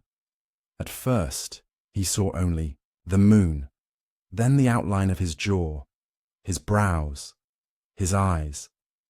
But deeper still, beneath that surface, he saw her, his wife. She had died 2 winters ago in a storm that came too suddenly. She had begged him not to go out fishing that day, but he had insisted. He had told her there would be no food if he stayed, that her worry was just fear. When he returned, she was gone, taken by the river's surge, her body never found. Since then, he had not looked into water the same way. Now, her eyes met his through the mirror lake, not in accusation, but in tenderness, and behind her, the image of himself, young, stubborn, frightened, trying to be strong in a world that didn't pause for sorrow. He broke. The sobs came like tides, heaving through his chest, bending him over the earth. He wept not only for her, but for all the versions of himself he had buried. The boy who wanted to write poetry, the man who once danced in the rain, the husband who never said "I'm sorry" until it was too late. When the tears stopped, the lake had not changed, but something in him had. He washed his face, and for the first time in years, looked at his reflection and bowed. Philosophical commentary. This story moves into the terrain of self-confrontation, one of the most difficult and essential aspects of spiritual practice. In Zen, the mirror is a recurring image, not just as a surface, but as a metaphor for mind itself. The 6th patriarch, Huineng, once corrected a famous poem that said, "The body is the Bodhi tree, the mind a standing mirror. Bright, polish it with diligent effort, so dust does not alight." To which Huineng replied, "Bodhi originally has no tree, the bright mirror has no stand. Originally there is not a single thing. Where can dust alight?" The mirror is not something to be cleaned or perfected. It is simply to be seen. Reflection does not reveal perfection. It reveals truth, and truth is never neat. In Zen, to meet your own face before your parents were born is a koan. To stare into the lake is to drop the roles, the masks, and finally meet the one who suffers, the one who tries, the one who longs to be whole. Modern psychological reflection. Kenzo's story parallels the psychological journey of self-acceptance after guilt or unresolved trauma. Many who carry unresolved loss avoid reflection, literally and metaphorically. They avoid mirrors, avoid solitude, avoid introspection. But healing begins with acknowledgement. In therapy, this is often the turning point, the moment when a person allows themselves to fully face the pain they've buried without self-punishment. When the protective strategies, denial, control, withdrawal, are set down, and in their place comes grief, real, raw, redemptive. The mirror, or in this case the lake, becomes a symbol of integration. What was split off comes back into wholeness, not because it is fixed, but because it is welcomed. Kenzo did not stop grieving. He simply allowed himself to be witnessed by his own heart. Closing reflection. When was the last time you truly looked, into yourself? Not through judgment, not through story, but through stillness. Tonight, find a quiet surface, water, a mirror, a window. Sit, breathe, look not to fix, not to name, just to see. Ask yourself, who in me is waiting to be seen? And when you find them, say nothing, just stay. When the lake is still, the moon is not added, it was always there. The empty boat will meet again, in the reflection. Story 12. The bamboo that did not break. There was once a village built on the back of the hills, where the monsoon wind screamed for weeks, and the earth trembled under the weight of water. The people who lived there were quiet, weathered, resilient. They built their homes from stone and clay, braced their windows with thick wooden beams, and tied down their roofs with ropes woven from flax. But even the strongest houses bent before the storm, except one. At the farthest edge of the village stood a small hut, simple and unguarded, encircled by a grove of bamboo. It belonged to an old man named Toma. Toma was neither rich nor revered. He spoke little, wandered barefoot, and spent his days tending to his bamboo. Every year, when the rains came and the wind howled through the hills, homes lost tiles, fences collapsed, trees split. But Toma's hut remained, not because it was strong, but because it moved. The villagers often wondered how it was possible. One year, after an especially violent storm, a group of young men came to ask him. "Toma," they said, "your hut has no stone base, no heavy beams, no nails, and yet it stands while others fall. Why?" The old man looked up from the bamboo shoot he was tending and smiled. "Because I build like the bamboo," he said, "not like the stone." They looked confused. "But stone is stronger," one replied. "And yet," Toma said, pointing to the cracked wall of a neighbour's home, "it breaks." He led them to the edge of his grove. "Watch," he said. He placed his hand on a stalk of bamboo, gently swaying in the wind. "Do you see how it moves? It bends, it leans, it listens to the wind, and when the storm passes, it rises again. The bamboo does not resist, it endures." He looked at them deeply. Many people build their lives like stone, rigid, proud, unmoving. They think strength is to never yield. But when the storms of life come, and they always come, what does not bend will break. One of the boys asked, "But how do you live without breaking, when the heart is what the storm shakes?" Toma smiled softly. "The same way the bamboo does, by remembering that to bend is not to surrender, it is to survive."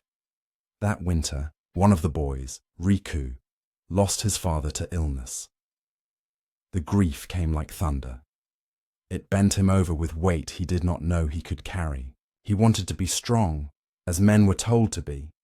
He wanted to pretend nothing had happened, to get back to work, to hold it all together.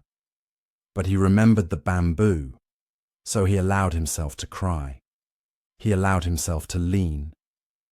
He stopped holding up everyone else for a while and let himself be held by silence, by wind, by the memory of his father's hand on his shoulder, and in doing so, he did not break. He bent, and one day, when the heaviness lifted just enough, he stood again, not as he was, but as something wiser, something alive. Philosophical commentary. This story teaches one of the most fundamental, yet most misunderstood principles in both Buddhism and life: resilience through yielding. In Zen, we often speak of mu, emptiness, non-resistance, openness. But this is not passivity. It is not weakness. It is the deep wisdom of alignment with nature's truth. The Buddha said, "Like a solid rock is not shaken by the wind, so the wise are not moved by praise or blame." Dhammapada 681. But even a rock breaks with time. The bamboo survives not by being immovable, but by moving with the moment. It is strong precisely because it yields. Zen masters speak of furyu, wind and flowing, the spirit of being like nature itself, not fixed, but fluid. When suffering comes, clenching against, it often deepens the pain. But to soften, that is the secret art of living. Modern psychological reflection. In psychological terms, Thoma's wisdom is an embodiment of emotional flexibility, a key trait correlated with long-term mental resilience. Studies show that those who allow their emotions to move, grief, fear, confusion, without suppressing or over-identifying with them, recover faster and live more adaptively. This doesn't mean being reactive. It means being responsive. The image of the bamboo is what somatic therapists call a regulation metaphor, a guiding symbol that helps the body remember how to stay grounded even while swaying. In contrast, people who try to power through pain often suffer rigid coping, denial, control, dissociation. These are like building stone walls against a flood. They hold for a while, but when overwhelmed, they collapse. Emotional flexibility is not weakness. It is intelligence woven into the nervous system. Closing reflection. Where in your life are you holding too tight? Where have you mistaken stillness for strength? Tonight, sit quietly. Visualize bamboo in the wind. Watch it sway. Watch it listen. Then ask yourself, what in me is trying too hard to stand still? And then give yourself permission to bend, to weep, to pause, to lean. You will rise again, not because you are unshakable, but because you are alive. The storm passes, the bamboo rises. It was never a question of strength, only of trust. The empty boat. We will meet again in the next bending silence. Story 13. The Master Who Waited 1,000 Days. High in the mountains of the eastern ranges, where snow lingered on the peaks even in summer and wolves sang to the moon at night, there stood a monastery so remote that even the birds seemed to bow in silence when they passed overhead. The monastery was simple, built of rough cedar and stone, but its reputation spread far beyond the valleys. It was not known for its grandeur nor its teachings, but for one thing only: a gate that never opened. This gate, dark and tall, faced the rising sun and stood at the edge of a stone path.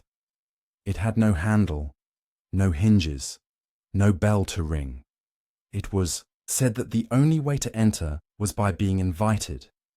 No one knew who issued the invitation or when. Some waited for days, others turned away after hours, but every few years, one person would be allowed in. And it was said that behind that gate lived a master who never sought disciples, never gave public sermons, and never answered questions, but changed those who met him in ways they could not explain. One spring, a man named Daichi arrived. He had once been a wealthy merchant, but his fortune had vanished in a fire. His family had left. His health had begun to fail. He came not as a seeker of enlightenment, but as someone who had nothing left to lose. He had heard whispers of the master who opened the gate, and so he climbed, alone, through forests and over ridges until he arrived at the gate. He bowed deeply, and he waited. 1 day passed, then 5, then 30. He stood through rain, through frost, through summer heat. At night, he slept under a tree. In the morning, he sat in stillness before the gate. The monks inside the monastery saw him, but none approached. They watched from a distance as he grew thinner, more weathered, his beard growing long, his skin turning the color of clay. They brought him rice and water, but said nothing. A year passed. Still, Daichi waited. On the 367th day, a storm came so violent that branches snapped and stones rolled from the cliffs. He clung to the base of the wall to survive. In the morning, he rose again, bowed to the gate, and sat. Another year passed. People in the nearby village began to speak of him as a ghost. On the 738th day, a monk asked the abbot, "Why do we let him wait? Why not send him away?" The abbot replied, "He has not asked to enter. He has simply chosen not to leave." Time blurred. Daiichi's silence became part of the landscape, like moss or wind. Then, on the 1000th morning, just as the sun crested the mountains and the world was painted in gold, the gate creaked and opened. Daichi did not move. From the shadows, a man appeared. He was old, so old that his presence felt like the scent of something forgotten. He looked at Daichi, who met his eyes without a word. Then the master bowed. "You may enter," he said. Daichi stood, bowed in return, and stepped through. He remained in the monastery for many years after that. No one ever asked what he saw beyond the gate. No one ever asked what was said. But something had changed. He no longer looked for meaning. He had become it. Philosophical commentary. This story is a meditation on the path of non-demanding presence, a quality so rare that it appears foolish. In the modern world, yet is the very doorway to transformation. Daiichi's 1000-day wait is not an act of passivity. It is a purification, a burning away of all seeking that still expects reward. In Zen, this is called shikantaza, just sitting, not waiting for something, not calculating, just being fully here. In the Blue Cliff Record, Zen Master Yunmen once said, "Everyone has a light. If you want to see it, look into the darkness. To stand before the gate for 1000 days is to look into that darkness, to confront the self stripped of distraction, and to realize the gate is not external. The waiting was the opening.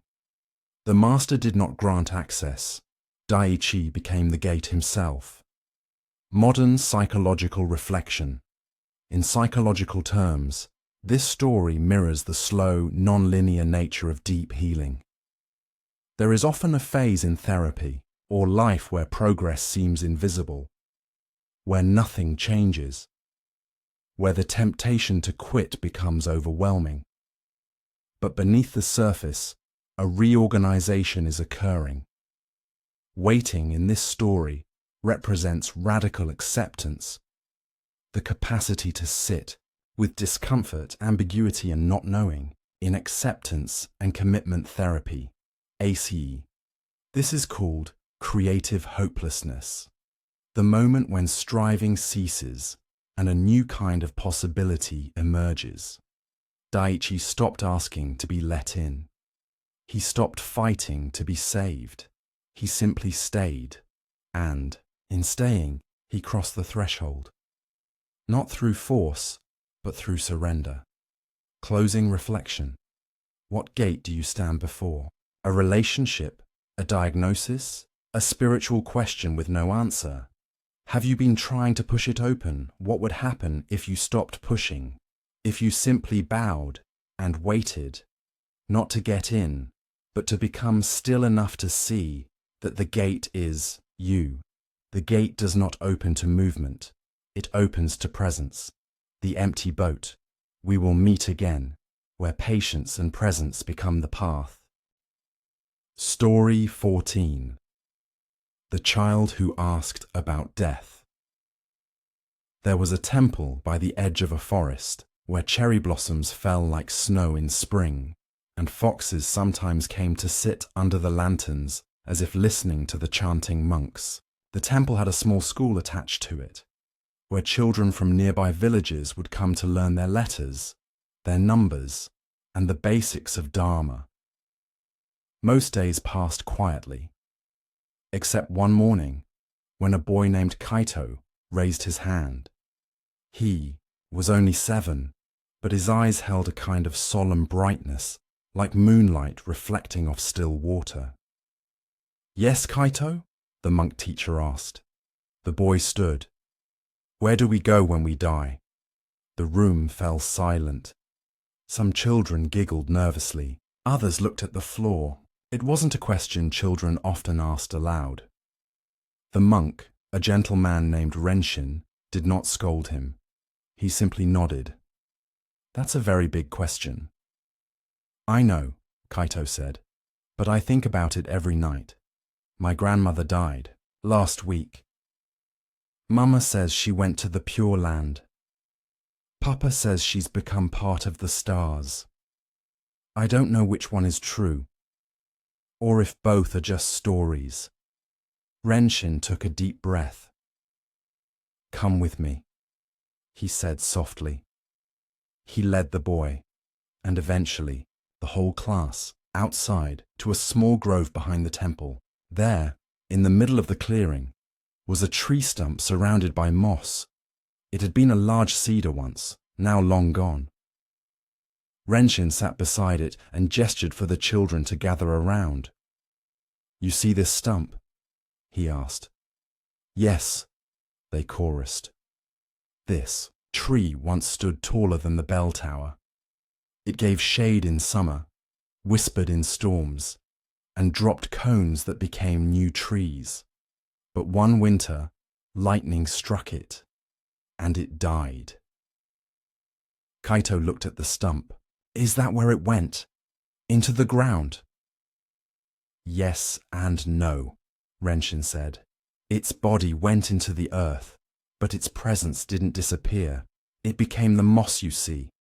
It fed the mushrooms you step on when you play. It softened the soil for new roots to grow. It lives differently now." He placed his hand on the stump. "We don't vanish, we change. Just as ice becomes water, just as water becomes mist. The form is different, but the essence remains." Kaito was quiet for a long moment. "But will I ever see my grandmother again?" Renshin smiled gently. "Not with your eyes, but perhaps with your heart." Kaito frowned. "I don't understand." "Let me ask you something," Renshin said. "When you remember her, her laugh, her hands, the way she called your name, where do those feelings appear?" The boy tapped his chest. "Here, exactly. She's gone from outside, but now she lives inside." The monk paused. "And sometimes, when we sit very still, we can feel them again. Not as they were, but as something softer, wiser, more gentle than memory. That's not a trick of the mind. That's love continuing." A wind passed through the grove. The children sat in silence, perhaps for the first time all year. Later that afternoon, Kaito came back to the stump. Alone, he placed a small flower there, an iris, purple and bent from the walk. "I miss you," he whispered, and for a moment he thought he felt something warm move through him. Not a word, not a thought, just presence. And he smiled. Philosophical commentary. This story moves into the tender terrain of death, transformation, and the continuation of presence. In Buddhism, death is not an end. It is a transition of form, a continuation of causality. The five aggregates, form, sensation, perception, mental formations, consciousness, rearrange. The flame does not end. It finds a new wick. As the Buddha taught, all conditioned things are impermanent. When one sees this with wisdom, one turns away from suffering. Dhammapada 277. But impermanence is not nihilism. It is the recognition that nothing is fixed, and therefore nothing is truly lost. It is simply returned to the flow. To explain this to a child, and even more so to the child within us, we must return to metaphor, to living images, the tree that becomes moss, the water that becomes mist, the grandmother who becomes memory and warmth. Zen often avoids talk of afterlife. Instead, it speaks of now, because in the present moment, the ones we've lost do return, in breath, in silence, in the stillness beneath thought. Modern psychological reflection. From a psychological standpoint, death is often the first great mystery a child encounters. It disrupts their understanding of time, permanence, and safety. Adults struggle to answer their questions not because we lack words, but because we fear facing the question ourselves. Renshin models a response that is both honest and healing. Neither rigidly doctrinal nor dismissively poetic, he offers a truth that resonates with the body. Continuation through relationship, through felt memory, through presence that lingers even after physical absence. Modern grief therapy embraces this through the concept of continuing bonds. The idea that healthy mourning does not sever connection, but transforms it. Children who are guided to relate to their grief with love, ritual, and storytelling often integrate loss more deeply than adults who intellectualize it. Kaito's journey is not about belief, it is about relationship. And that is where true healing begins. Closing reflection. Who have you lost, not just to death, but to time, distance, change? Do you believe they're gone, or have you forgotten how to listen? Tonight, sit quietly, close your eyes, place a hand over your heart, call them, not in desperation, but in welcome, not as they were, but as they are now, missed. Memory, meaning, ask gently, where do you still live in me? And wait, we do not lose those we love. They simply move into the silence between breaths. The empty boat will meet again, where presence outlives the form. Story 15, The Butterfly and the Empty Net. In the soft fields beyond the edge of the last farming village, where the wind rolled gently over wildflowers and the scent of mint lingered on the skin like a whisper, there lived a man named Osamu. He was known among the villagers for his strange profession.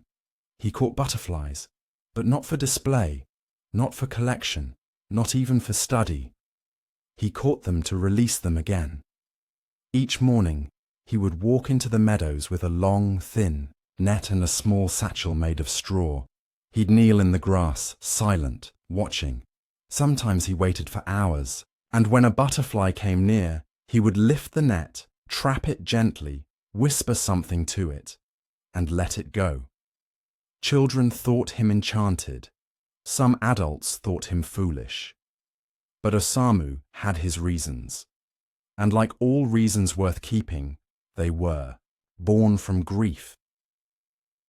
Years ago, he had been a craftsman of musical instruments, lutes, flutes, and zithers made from pine and bamboo. He was meticulous, revered. His instruments were known not for loudness, but for their purity. It was said you could hear a single note drift for minutes in the right wind. He had a daughter, Hana. She loved butterflies. Every spring they would walk into the fields together. She would chase the bright-winged dancers through the flowers, laughing, falling, rising again. And he would follow, always carrying a notebook where he sketched each one she named. Then, one winter, a fever came to the village, and Hana didn't wake up. Osamu did not play music again. For a year, he stayed inside, silent, staring at the instruments that no longer held any sound. Then, one day, he walked into the fields again, not with his daughter, but with her net. He began catching butterflies not to own them, but to hold something fleeting, if only for a breath. He told himself he was honoring her memory. But as the years passed, it became something else, a ritual, a quiet act of longing. Until one summer, a monk arrived in the village. He was young, but his eyes were still. He noticed Osamu walking in, the fields, lifting the net, whispering to butterflies, releasing them. One evening, the monk approached him. "I watched you today," he said. Osamu nodded. "Then you saw how many I missed." "Yes," the monk said, smiling. "But I also saw how gentle your hands were." Osamu looked down. "I don't know why I still do it." The monk sat beside him in the tall grass. "Sometimes," he said, "we chase what we are not ready to let land." Osamu didn't speak. The monk continued. "The net may be soft, but it's still a net, and perhaps some things are not meant to be caught, even for a moment." Osamu frowned. "Then what should I do?" The monk plucked a blade of grass, let it fall from his hand. "Perhaps, let your hands be open. Let them land, if they choose. Let them pass, if they must." Osamu was silent. The next morning, he walked into the fields with the net again. But this time, he didn't raise it. He sat. He breathed. He watched butterflies pass. Some came close. One even landed on his shoulder, for a heartbeat. He didn't move. Tears welled in his eyes, not from sadness, but from the realization that the closer he became to stillness, the closer beauty came to him. He returned home that night with an empty net and a full heart. Philosophical commentary. This story is an allegory for the subtle ways in which desire can take the form of gentleness, yet still remain rooted in clinging. Osamu is not violent. He is not greedy.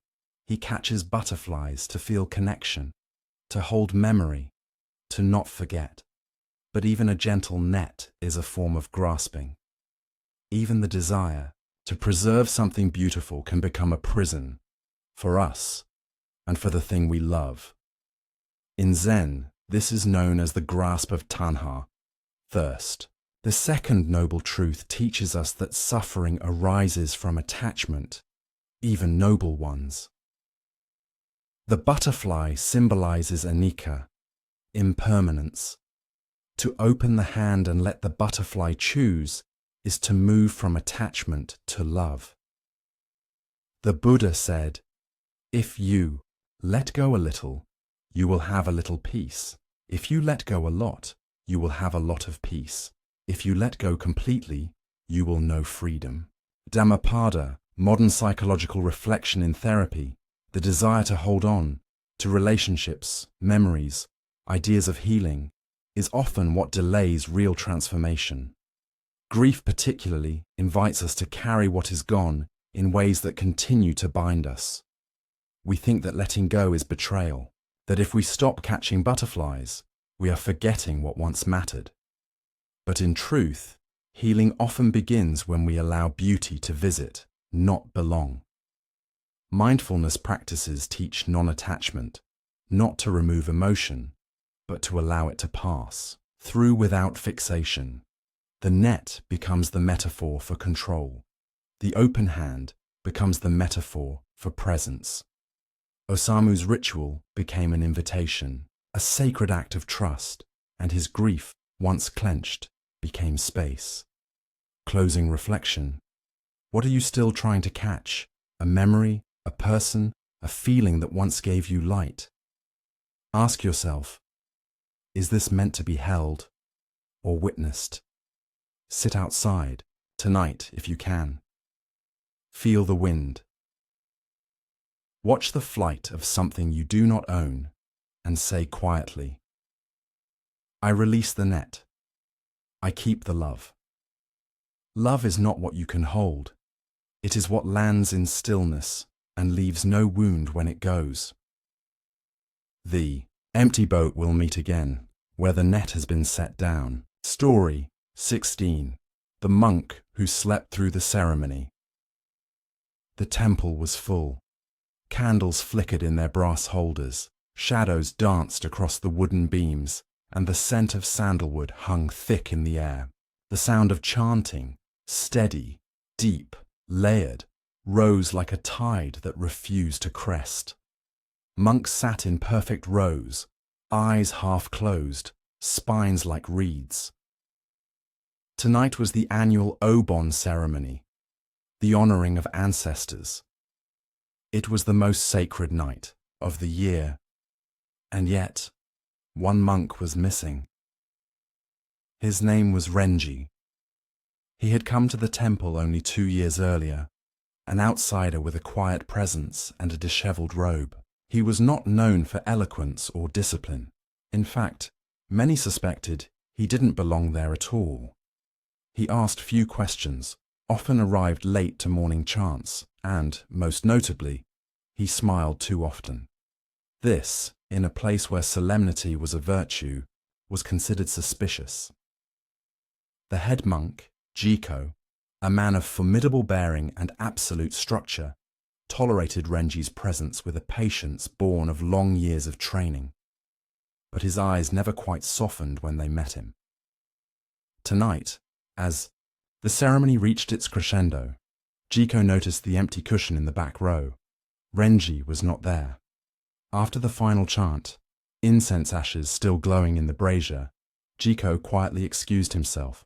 He walked through the courtyard, under the torii gate, past the moss garden, and arrived at the small thatched hut where the junior monks slept. He found Renji curled up in his blanket, deeply asleep. Jiko stood silently for a moment, anger rising like a tightly drawn bowstring. He cleared his throat. Renji stirred. When he saw the head monk, he blinked slowly, then sat up. "I'm sorry," he said. "I meant to come. I closed my eyes for a moment and—" "You slept through the Obon ceremony," Jiko said, his voice low, steady, but laced with restrained fury. "Yes. Do you understand what this night means?" "I do." Jiko's hands clenched at his sides. "Then explain to me how you could ignore the honoring of your ancestors, the gateway to gratitude, the most essential ritual in our Sangha." Renji looked down. "I don't have ancestors," he said softly. Jiko blinked. "I was left at the steps of a shrine as a baby," Renji continued. "Raised by strangers, moved from temple to temple. I don't know the names of my parents. I don't know who lit incense for me before I could walk." Silence fell, like ash between them. "I tried," Renji said. "I wrote prayers. I carved the names of teachers I admired. But tonight, when I sat down to prepare, I felt a deep wave of sleep come over me, like someone was saying, 'Rest now.' So I did." Jiko stood still, something in him softened, then tightened again. He turned to leave. But before he did, Renji asked, "Do you think sleeping through the ceremony dishonored them?" The head monk paused.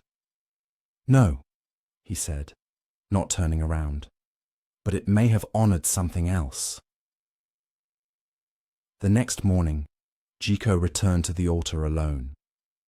The ceremony was over. The flowers had wilted. The candles had burned down to wax, stubs. He knelt and closed his eyes. For the first time in decades, he did not chant. He simply sat. And for the first time, he remembered not his ancestors' names, but their fatigue, the way his mother used to sigh over tea, the calloused hands of his father, the weight of generations that had pushed him toward perfection. He did not honor them through action that morning. He honored them by resting too. Philosophical commentary. This story breaks the expectation that presence must look a certain way. It challenges the assumption that ritual, attendance, and performance are the only paths to reverence. In Zen, the deepest practice is often the one that goes unseen. Renji's act of sleeping through the ceremony may seem like negligence, but in truth, it was an act of profound surrender. His exhaustion was not laziness. It was a message from the body, the lineage, the silence beyond words. The Buddha himself, after years of extreme asceticism, chose balance, neither indulgence nor deprivation. He taught that true awakening arises in the middle path. Better than 1,000 hollow words is one word that brings peace. Dhammapada 100 likewise, better than 1,000 chants is one act of listening inward, even if that listening looks like sleep. Modern psychological reflection in modern life, and even in spiritual communities, there is a dangerous reverence for productivity and perfection. People perform rituals, attend ceremonies, meditate for hours, not out of presence, but out of pressure. This is known in psychology as spiritual bypassing, using spiritual practice to avoid emotional truth. Renji's act represents a radical shift, honoring one's needs over performance. His body needed rest, and rest, in a culture addicted to doing, becomes an act of defiance and healing. Research shows that self-attunement, the ability to listen to our own emotional and physical needs, is essential for long-term well-being. Ignoring exhaustion in the name of discipline can lead to burnout, dissociation, even depression. Sometimes, sleeping through the ceremony is the most sacred thing we can do. Closing reflection. Where are you showing up out of duty, not presence? What ceremonies in your life have become performance? Tonight, ask yourself, what does reverence look like? If no one is watching, if the answer is sleep, then sleep. If it's silence, then be still, not out of rebellion, but out of love. Not all prayers are chanted. Some are whispered by the body in the form of rest. The empty boat will meet again in the spaces where nothing is done, yet everything is honored. Story 17. The Fisherman Who Let the Net Sink. Along the coast, where cliffs stood like sentinels against the wind, and the sea spoke in ancient syllables, there lived a fisherman named Haru.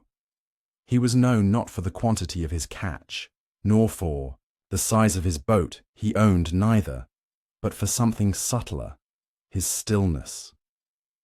Each morning, long before the sun slipped above the waves, Haru would carry his net down to the water and wade in knee-deep, eyes closed. He would stand there, not moving, holding the net loosely in both hands. Sometimes he would cast, sometimes not.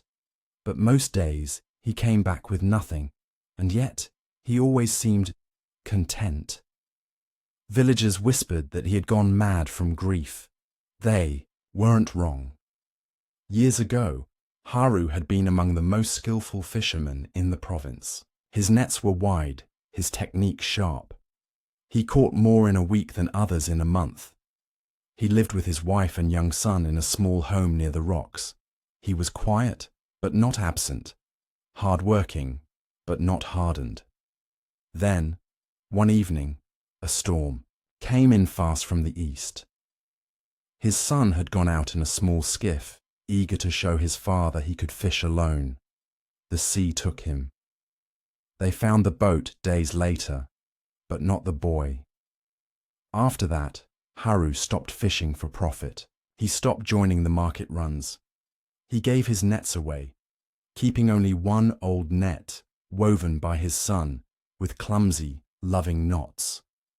From then on, he waded into the ocean each dawn, not to catch, but to return, to offer the sea what it had already taken. One morning, as he stood in the surf, eyes closed, net dragging gently in the current, a young monk named Sora approached. Sora had recently come to live at the seaside hermitage above the cliffs, assigned to study the sutras and practice meditation in solitude. But the solitude was proving heavier than he'd expected. He often watched Haru from the cliffs. This day, he came down. "Excuse me," he said. Haru opened one eye. "May I ask, what are you fishing for?" Haru smiled faintly. "Peace." Sora tilted his head. "And do you find it?" Haru didn't answer right away. Then he said, "Only when I stop looking." The monk was quiet. "Why bring the net then?" Haru lifted it gently. The net was full of holes, frayed by salt and time. "It reminds me that nothing I catch will stay," he said, "and nothing that leaves was ever mine." Sora sat beside the water, the tide brushing his sandals. "You come every day," he said. "I do. To cast, to listen, to the sea, to myself. But the sea helps." They sat in silence for a long while. Then Haru stood. "Do you want to carry the net tomorrow?" he asked. Sora hesitated, then nodded.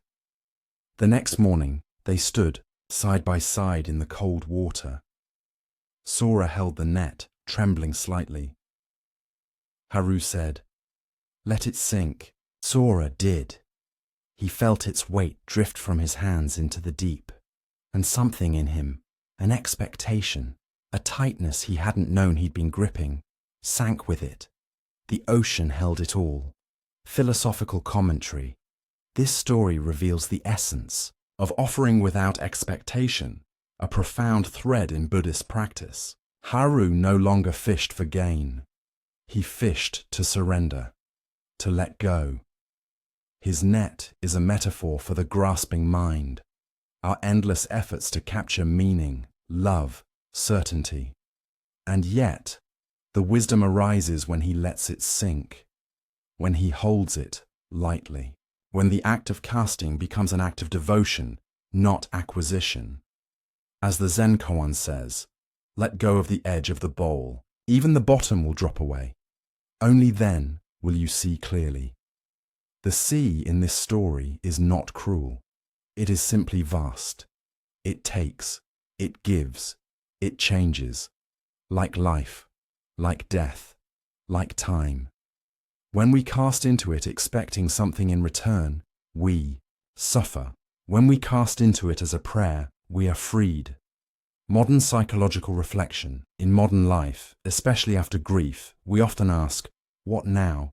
The world urges us to move on, to produce, to recover.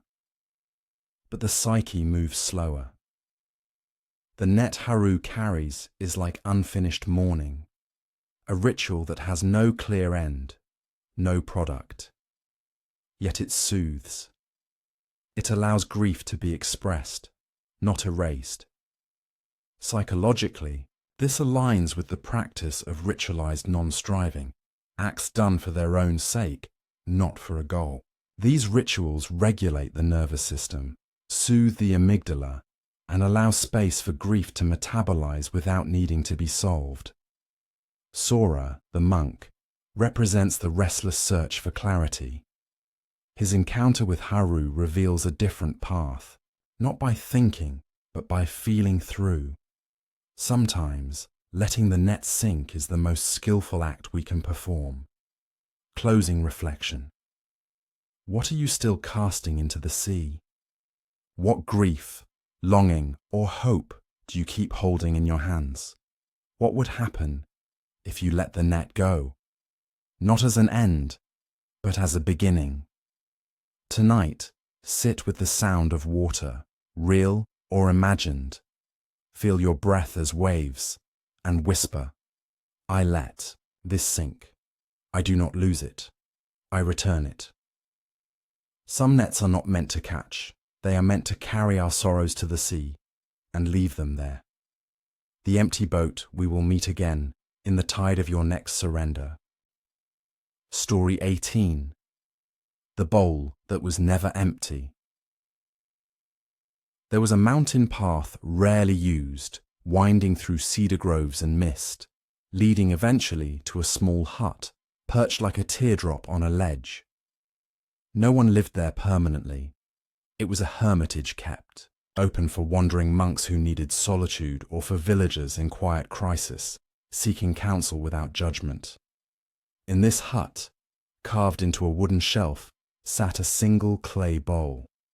It had no ornaments. Its glaze was cracked in places, but for those who visited, it became the most memorable thing they saw, because it was never empty. Whenever someone entered, be it monk, farmer, or grieving widow, the bowl contained exactly what they needed. Not gold or miracles, but food, water, warmth. Even, some said, peace. Of course, many dismissed it as a myth, a kind of folk magic passed down in whispers and over campfires. But those who had been to the hut spoke with a softness in their voice afterward, not from belief, from something else, from having seen the bowl. One winter, a man named Yori arrived at the hermitage. He was a scholar, sharp, respected, logical. He taught at the city university and had written volumes on the nature of perception and consciousness, but none of his knowledge had prepared him for grief. His wife had died 2 months earlier, suddenly, without warning. A fall on a rain-slick road. Since then, his mind had become like a room with no air. Books gave no comfort. Meditation felt hollow. So, with a mixture of desperation and disbelief, he travelled to the mountains to find the hut with the never-empty bowl. He arrived near dusk, soaked with sleet, exhausted. He pushed open the wooden door and stepped inside. It was small. One window, a mat, a shelf with a few scrolls, a blanket, and there, in the corner, the bowl. He walked toward it. It held warm barley porridge. Simple, fragrant. He stared for a long time. Then he ate. Not out of awe, but out of hunger. When he finished, he sat beside the fire pit and waited. For what? He didn't know. No one came. Night fell. He wrapped himself in the blanket and slept. In the morning, the bowl held a folded note. He opened it. It read, "Whatever fills this bowl is what you are ready to receive." He laughed out loud. Philosophy, he muttered, even here. But he stayed. 1 day became 2, then 5. Each morning, the bowl contained something different. One day, it held clean water and rice. Another, a stone with a single word etched on it.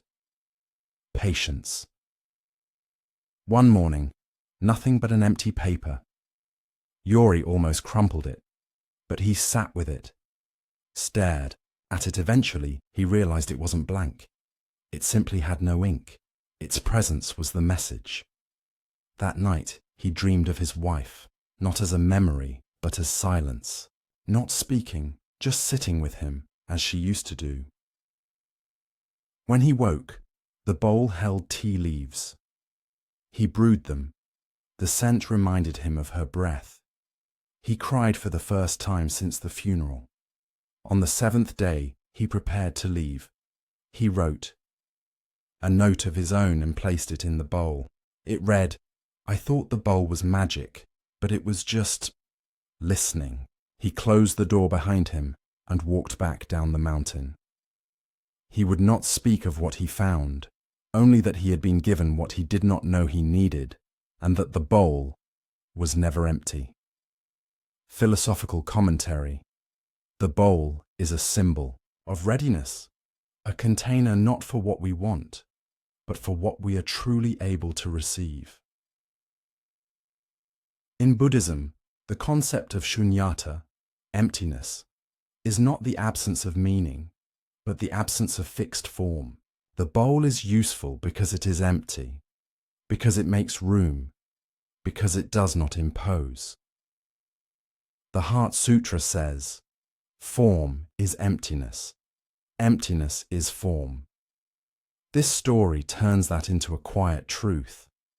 The moment we stop trying to fill our lives with meaning and instead become open, meaning finds us in forms we can digest. Barley, a stone, a blank page. Each visitor receives not what they crave, but what matches their capacity to integrate. Modern psychological reflection. Psychologically, the bowl represents attunement, a central concept in relational and trauma-informed therapy. When a therapist is attuned, they don't flood the client with advice or questions. They offer exactly what the client is ready to hold. This builds trust, safety, healing. In a world that often throws information, solutions, and distractions at our wounds, the bowl teaches the power of appropriate response. It does not try to fix, it waits. It listens, and then, only then, does it offer. Yori's transformation comes not from intellectual insight, but from emotional digestion. He needed space, silence, ritual. The bowl offered him a mirror, gentle, consistent, non-intrusive. This is also the role of spiritual practice at its best, not to fill us, but to help us feel. Closing reflection. What bowl do you carry inside? You, is it overflowing with noise, craving, confusion? Or is it empty and waiting? Tonight, sit quietly. Imagine placing a bowl before you. Do not ask for anything. Do not expect anything. Let it be. Then whisper, "I am ready to receive what I can truly hold." The most sacred vessels are not the ones filled with gold, but the ones that reflect our emptiness and teach us how to be full again.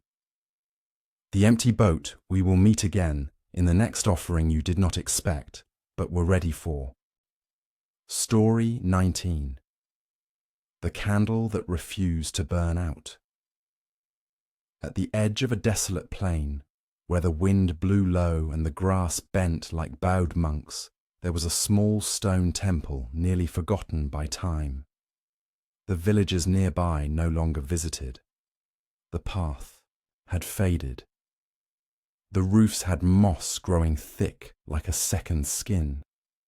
But inside the main hall, amidst dust and crumbling tapestries, a single candle burned. It had been lit, as the story went, over 80 years ago. The monks who had once lived there had all passed on, some from age, others from war or illness. Only one remained, an old nun named Shuen, whose back curved like a question mark and whose eyes held the patience of someone who had seen grief wear many faces. Every evening at twilight, Shuen walked to the altar, bowed 3 times, and whispered the same words, "Let the light remain, even if I fade."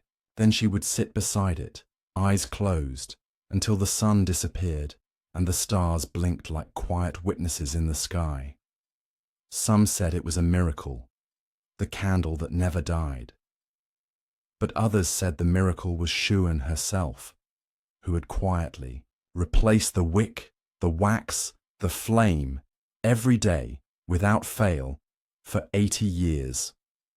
One day, a visitor came. Not a pilgrim, not a monk, but a woman dressed in modern clothes, carrying a heavy bag and heavier eyes. Her name was Aiko, and she had driven until the road ended and the mountains refused to let her pass. She had come not for faith, but for silence. Inside the temple, she found the old nun sitting beside the flickering flame. Aiko bowed out of politeness, then sat down, saying nothing. They stayed like that for hours. Finally, Aiko asked, "Is it true the candle has been burning for 80 years? Shuin nodded once. "But that's not possible," Aiko said. "Nothing lasts that long." Shuin smiled faintly. "That's true. It has gone out many times. But I relight it." "Why?" The nun looked at the flame. "Because there are days I forget the point of being here. But when I light the candle, I remember." "Remember what?" "That everything ends. But while it's here, I can care for it." Aiko lowered her eyes. "My mother died last week," she said. "She was my candle." Shun didn't speak. She used to say I was too busy chasing storms and not enough time watching light.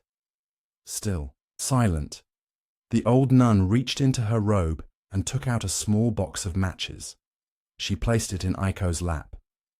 "What's this?" Shun's voice was as soft as dusk. "Your turn." That night, Aiko lit the candle. She stayed by it all night. In the morning, she didn't feel healed. She didn't feel whole. But she felt present, and that was enough. Philosophical commentary. The candle is the essence of practice, the commitment to return again and again, even when the flame feels dim, even when it disappears entirely. In Buddhism, this is sati, mindfulness, not as occasional insight, but as daily tending. It is the breath we return to, the chant we repeat, the kindness we choose again, even after failure or fatigue. The nun does not cling to the idea that the candle must never die. She simply chooses to light it each day. Not because it will last forever, but because, while it lives, it gives warmth, direction, and devotion. The Buddha said, "Just as a candle cannot burn without fire, men cannot live without a spiritual life." But what is that spiritual life? It is not perfection. It is care. It is lighting the candle when no one is watching. Modern psychological reflection, in mental health, healing is rarely linear. Trauma, grief, and depression all teach us that some days are bright and others are dark. There is no final cure, only the practice of returning to ourselves with gentleness. The candle in this story becomes a metaphor for resilience as ritual. In therapy, this is mirrored in the value of routine. The cup of tea in the morning, the journal page before sleep, the act of making one's bed not for order, but for reclaiming a corner of control in a chaotic world. For Aiko, who is drowning in grief, lighting the candle is not an act of belief. It is a reclaiming of presence. The flame becomes her anchor, her first step back into the now. Shuin represents what trauma-informed spaces call compassionate consistency. The person who shows up, not with solutions, but with stability. This is how we heal, not by extinguishing pain, but by lighting small, steady fires within it. Closing reflection. What candle have you forgotten to tend? What small ritual once gave you peace? Can you return to it, not for grand awakening, but for a breath of warmth. Tonight, find a candle. Real or imagined. Light it, not for belief, not for results, but because in that small act, you remember that something still lives in you. The light is not eternal, but the choice to relight it again and again is where eternity begins. The empty boat will meet again in the quiet flicker that stays, even when all else dims. Story 20. The bamboo that bowed without breaking. There was a valley where the wind rarely rested, where seasons came fast and sudden, and the land bore the scars of landslides and floods. In the center of this valley stood a small Zen temple, built on a stone terrace above a river, surrounded not by cherry blossoms or pines, but by bamboo. Endless stalks of bamboo, swaying in wind, creaking under snow, whispering like monks reciting hidden sutras.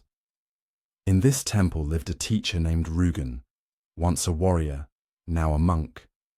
His back was straight, his gaze unblinking, but his presence was soft. He spoke little, he laughed rarely, but people who met him often found themselves crying without knowing why. They came to him for guidance, for strength, for answers, and he gave them tea. One summer, a young woman named Natsuki arrived at the temple, her spirit unraveled by a storm of loss. She had lost her job. Her father had passed suddenly. Her partner had left. Her sense of identity, which had once been strong like iron, now felt like wet paper. She came not for religion, but because someone told her, that temple will not fix you, but it might help you sit with the pieces.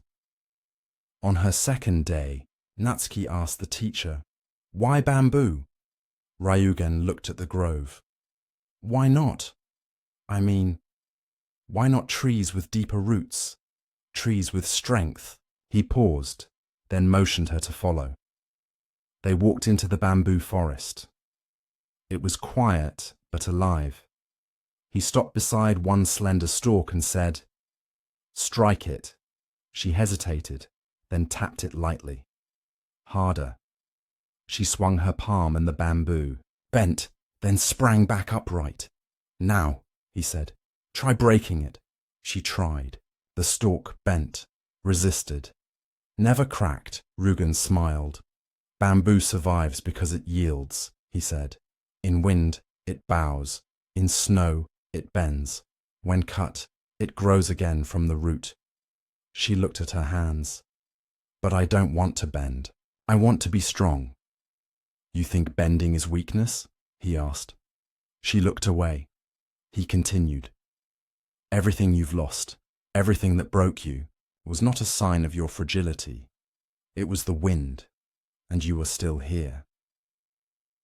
That evening, she sat beside the river. The bamboo behind her swayed as the dusk wind rose. For the first time in weeks, she didn't fight her thoughts. She let them come and go. She bowed, gently, inwardly, not in defeat, but in release. Philosophical commentary.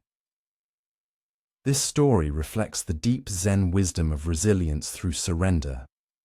Bamboo is a classic metaphor in Eastern philosophy, not because it is hard, but because it is flexible. It does not resist the storm, it flows with it. And in that flow, it survives what rigid things cannot. In the Tao Te Ching, Lao Tzu says, "Nothing in the world is as soft and yielding as water. Yet for dissolving the hard and inflexible, nothing can surpass it." This is the paradox of spiritual strength. It is not in force, but in softness. Not in resistance, but in receptivity. Natsuki's journey is not to become invulnerable, but to become permeable. To let life pass through her without destroying her center. The Zen mind bows again and again, not to submit, but to stay upright. Modern psychological reflection in trauma psychology, resilience is often misunderstood as toughness. But true resilience, what somatic therapists call adaptive capacity, is the ability to bend and rebound. It is the nervous system's capacity to move from stress back into regulation, from fear into presence. People who are most resilient are not the ones who suppress emotion or power through pain. They are the ones who acknowledge the wave, ride it, and emerge intact. Natsuki's desire to be strong by never breaking mirrors a common modern fallacy, that healing means never hurting again. But healing is not the absence of pain. It is the presence of response. Bamboo bends not because it is weak, but because it knows itself deeply. It trusts the ground. It trusts the wind. And so it bows and remains. So can we. Closing reflection. Where in your life are you resisting the wind? What would happen if you bowed? Not as surrender, but as alignment. Tonight, sit with the sound of your breath. Picture bamboo in the wind and whisper, I am allowed to bend. I am allowed to weep. I will not break. Strength is not in how tall you stand, but in how deeply you bow and still rise again. The empty boat will meet again in the quiet moment when you finally bend and feel your roots. Story 21. The silence between the bells. The monastery of Koseiji sat atop a mist-shrouded hill, its roof tiles worn and softened by decades of rain.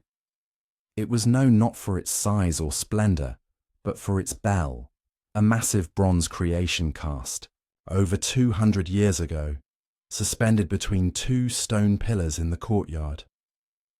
Every morning at 5, the head monk would strike it once, just once.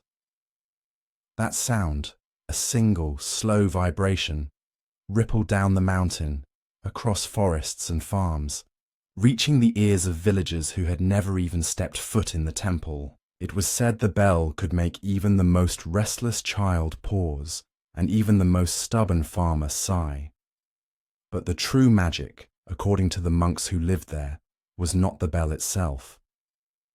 It was the silence that followed. That long, endless, quiet where nothing seemed to move except thought, and sometimes not even that. One winter, a novice named Ren enrolled at Koseiji. He was young, brilliant, and constantly seeking. His questions were sharp, his curiosity ceaseless. He had come to study under the temple's abbot, Master Nyoshin, a man of few words and many pauses. On Ren's second morning, he approached the abbot with his notebook. "Master," he said, "why is the bell only struck once?" Nyoshin looked up, his eyes like still water. "Is once not enough?" he asked. Ren hesitated. "But wouldn't more sound deep in the meditation? Wouldn't it stir the spirit further?" The master smiled faintly. "The bell does not stir the spirit. The silence after it does." Ren frowned, frustrated. "But silence is nothing," Nyoshin said. "Is the breath nothing? Is space between words nothing? Is the pause before a kiss nothing?" Ren lowered his eyes. "I don't understand," he said. "You will," said the master, "when you stop trying to fill it." The next morning, Ren rose early. He went to the bell courtyard and waited. At exactly 5, the abbot appeared. He bowed, picked up the mallet, and struck the bell. It rang, low and long, a sound that could settle even the most stubborn ache. And then, silence. Ren sat on the stone steps. He listened. First, he heard the echo, then the birds, Then slowly, he stopped hearing. Not because there was no sound, but because something inside him had gone still. No thought arose. No question formed. He simply was. He sat there long after the abbot had gone. Later, in his journal, he wrote, "The bell speaks once, and the silence finishes the sentence." Philosophical commentary in Zen. The practice is not to fill space, but to open to it. The bell is a metaphor for invitation, a sound that brings the mind back, that shakes the dust off presence. But it is the silence afterward where true insight flowers. This aligns with the concept of ma in Japanese aesthetics, translated loosely as gap, space, or pause. It is the silence between notes that gives music its soul. That emptiness in art that gives form its depth. The Buddha often taught through noble silence. In fact, when asked about metaphysical questions, about life after death, or the nature of the self, he often remained quiet, not to avoid, but to point. Point toward the space where intellect cannot go and only direct experience remains. When the mouth is closed, the heart can speak. My Zen proverb. Modern psychological reflection. In modern life, silence is often feared. We fill it with music, conversation, scrolling, noise. Anything to avoid the quiet that might show us our loneliness, our grief, our unresolved pain. But in mindfulness-based therapy, silence is one of the most powerful tools. In the pause, we regulate. In the pause, we observe. In the pause, we heal. The moment after the bell rings is like the moment after a deep exhale. It is the space of integration, where the nervous system resets and awareness sharpens. Ren's transformation is not intellectual, it is somatic. He stops trying to analyze the bell. He lets himself become the silence. That is where true change happens. Closing reflection. What is the bell in your life? The thing that brings you back? A sunrise, a heartbeat, a memory, and more importantly, what do you do after the bell rings? Do you rush to fill the space, or can you sit and listen? Tonight, close your eyes. Imagine a bell struck once. Let the sound fade, and in that fading, breathe. Stay. Do not reach for anything. Let the silence ring louder than the sound. The bell awakens, but the silence after it teaches. The empty. Boat will meet again in the pause that heals everything you once thought had no cure. Story 22. The garden that grew only in autumn. In a remote province where the days shortened quickly and the mountains held the sky close like a secret, there existed a garden unlike any other. It lay within the walls of a weathered monastery, half forgotten by the maps and untouched by the haste of modern travellers. There were no grand gates, no ornamental statues, no meticulously pruned hedges. In fact, during spring and summer, it looked almost barren, dull soil, tangled weeds, and moss-covered stones. But in autumn, when the rest of the world began to lose its colours, this garden would begin to bloom. Rich red chrysanthemums, wild goldenrod, midnight-hued gentians, leaves that turned like ink, bleeding into silk, fragrance that lingered like old stories, not sweet, but deep, earthy, smoky, nostalgic. It was called the Waiting Garden, and no one knew why it only bloomed when everything else died. A monk named Daiki had been assigned to tend this garden. He was not known for patience.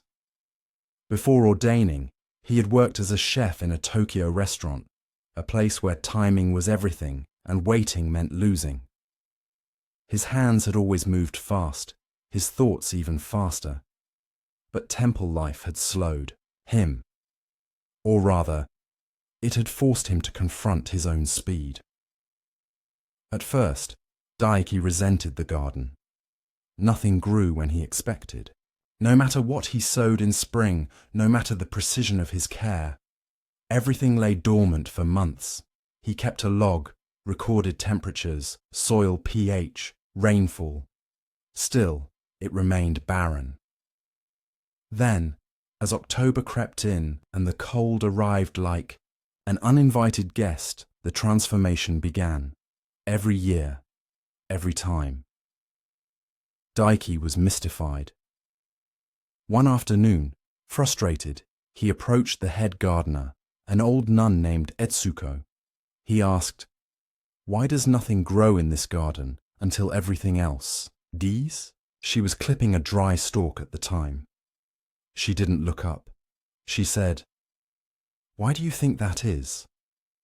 Daiki frowned. "Because it's out of season."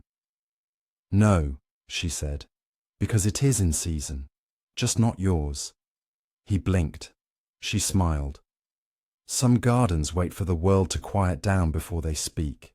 That night, Daiki sat under a persimmon tree, watching the leaves fall like amber prayers. He realized that all his life he had measured worth by speed. Blooming meant being early, being first.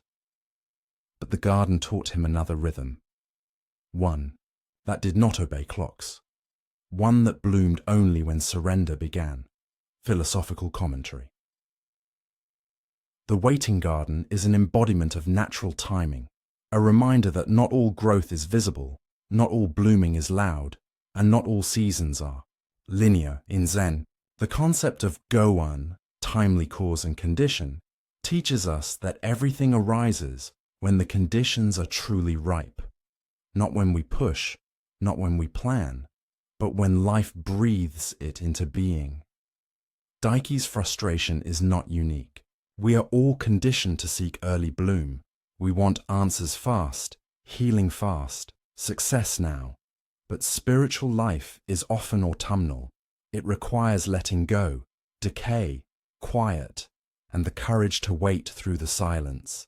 Let yourself fall silently into the deep silence of the fall. Zen. Saying, the autumn garden doesn't resist the cold, it uses it. That is true wisdom. Modern psychological reflection, in therapy and healing.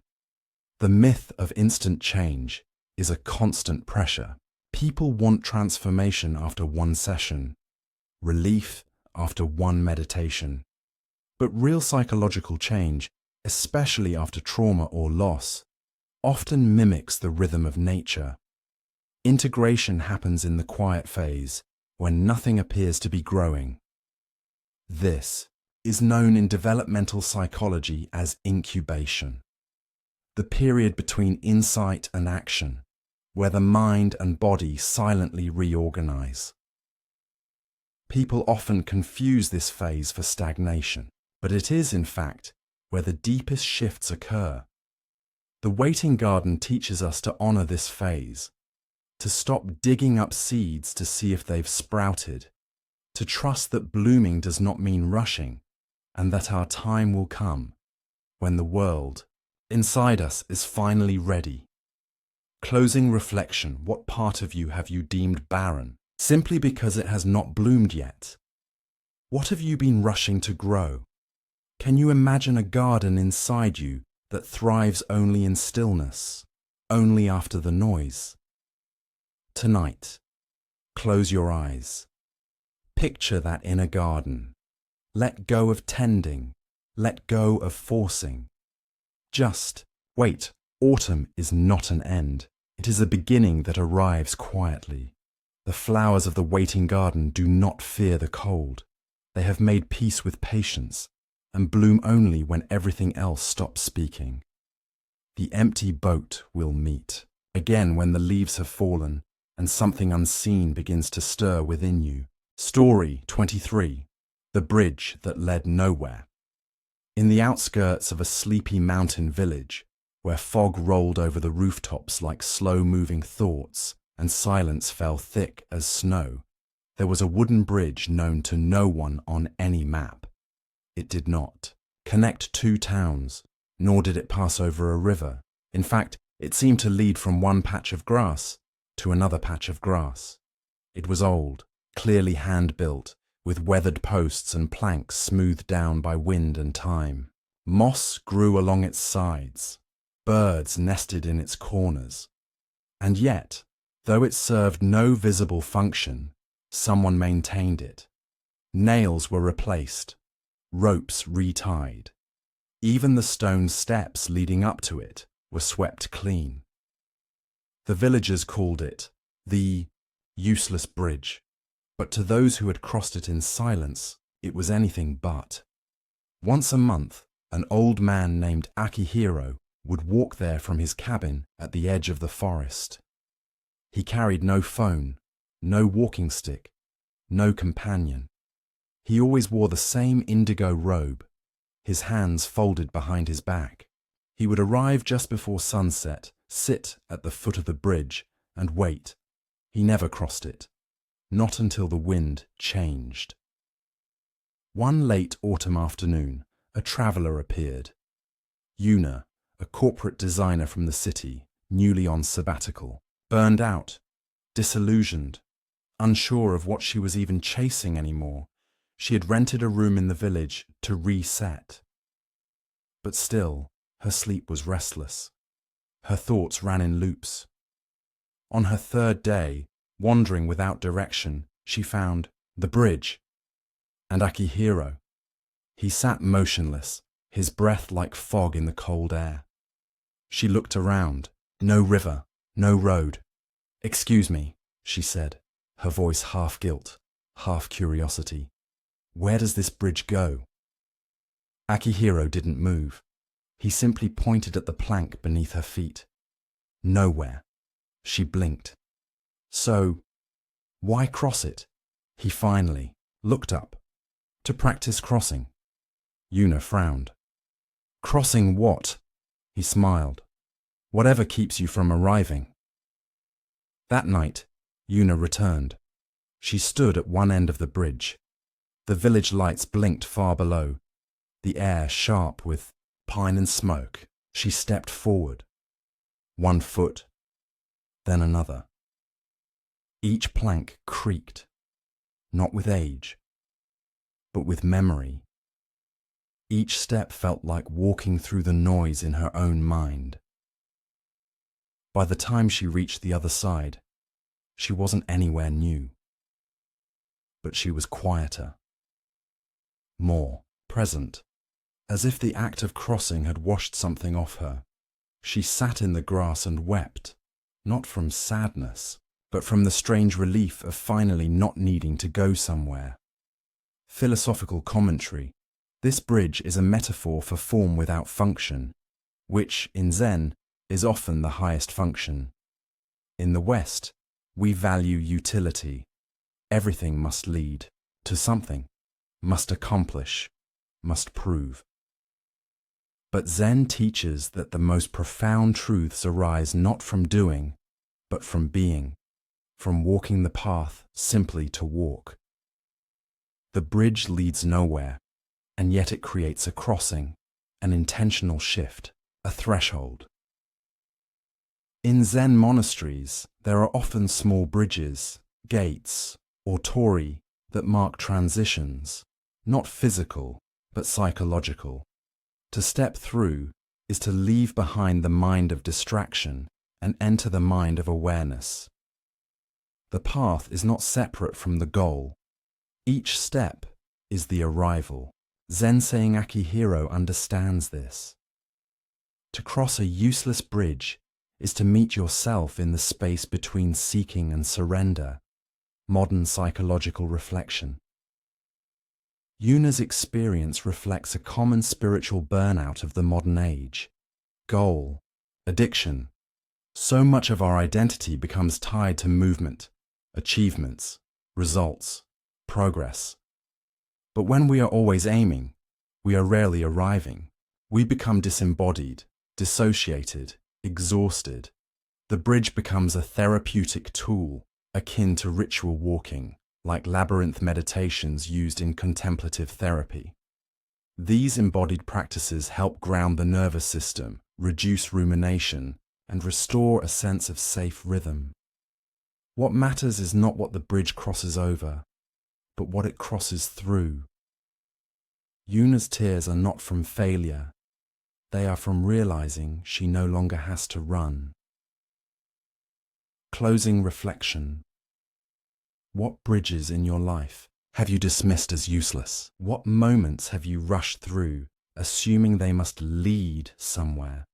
Can you pause and cross without needing to arrive? Tonight, close your eyes.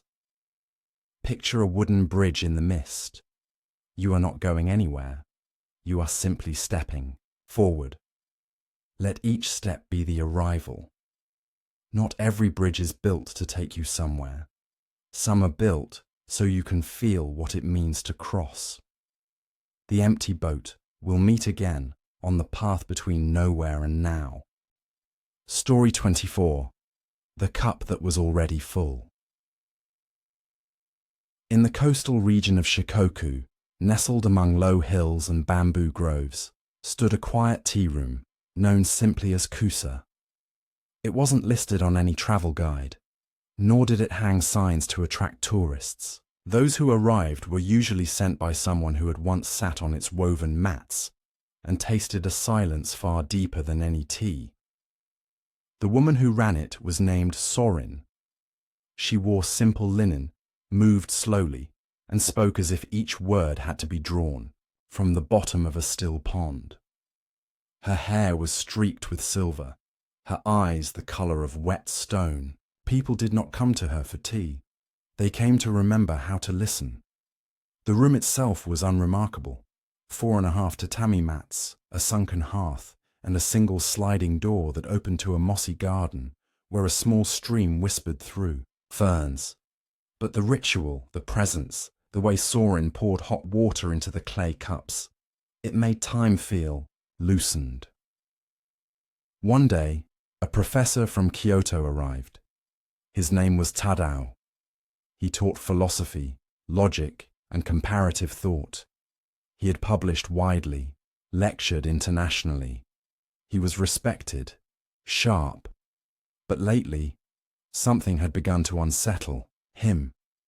A dull ache beneath his confidence, a question without language. He came to Kusa not for tea, but to ask the woman a question. He bowed upon entering. Sorin bowed in return. They sat. She brought the teaware. As steam rose between them like breath, Tadao said, "I have read the texts of Nagarjuna, Dogen, Huineng. I've studied emptiness from every angle, but still, something eludes me." She did not respond. "I hoped," he continued, "that perhaps your tea might offer a taste of what I cannot grasp intellectually." Still no reply. She lifted the kettle, poured water into the small ceramic cup before him. The water rose and rose. It reached the brim and then kept pouring. Tadao recoiled slightly, startled, as the tea spilled over the cup's edge onto the tray, trickling down the bamboo. "Matt, what are you doing?" he exclaimed. Sorin set the kettle down. She looked at him calmly. "You are like this cup," she said, "full of knowledge, full of certainty. There is no space for tea." He stared at the overflowing cup. A single drop landed on his wrist, hot and undeniable. For a long time, he said nothing. Then slowly, he bowed. "Teach me," he said, "how to become empty." Philosophical commentary. The cup in Zen is the classic metaphor for the self, and the condition of emptiness, shunyata, is not a nihilistic void, but the openness necessary for receptivity. In the famous Zen saying, "To learn Zen, one must first empty their cup." This does not mean to discard all knowledge, but to let go of attachment to concepts, identity, and preconceived understanding.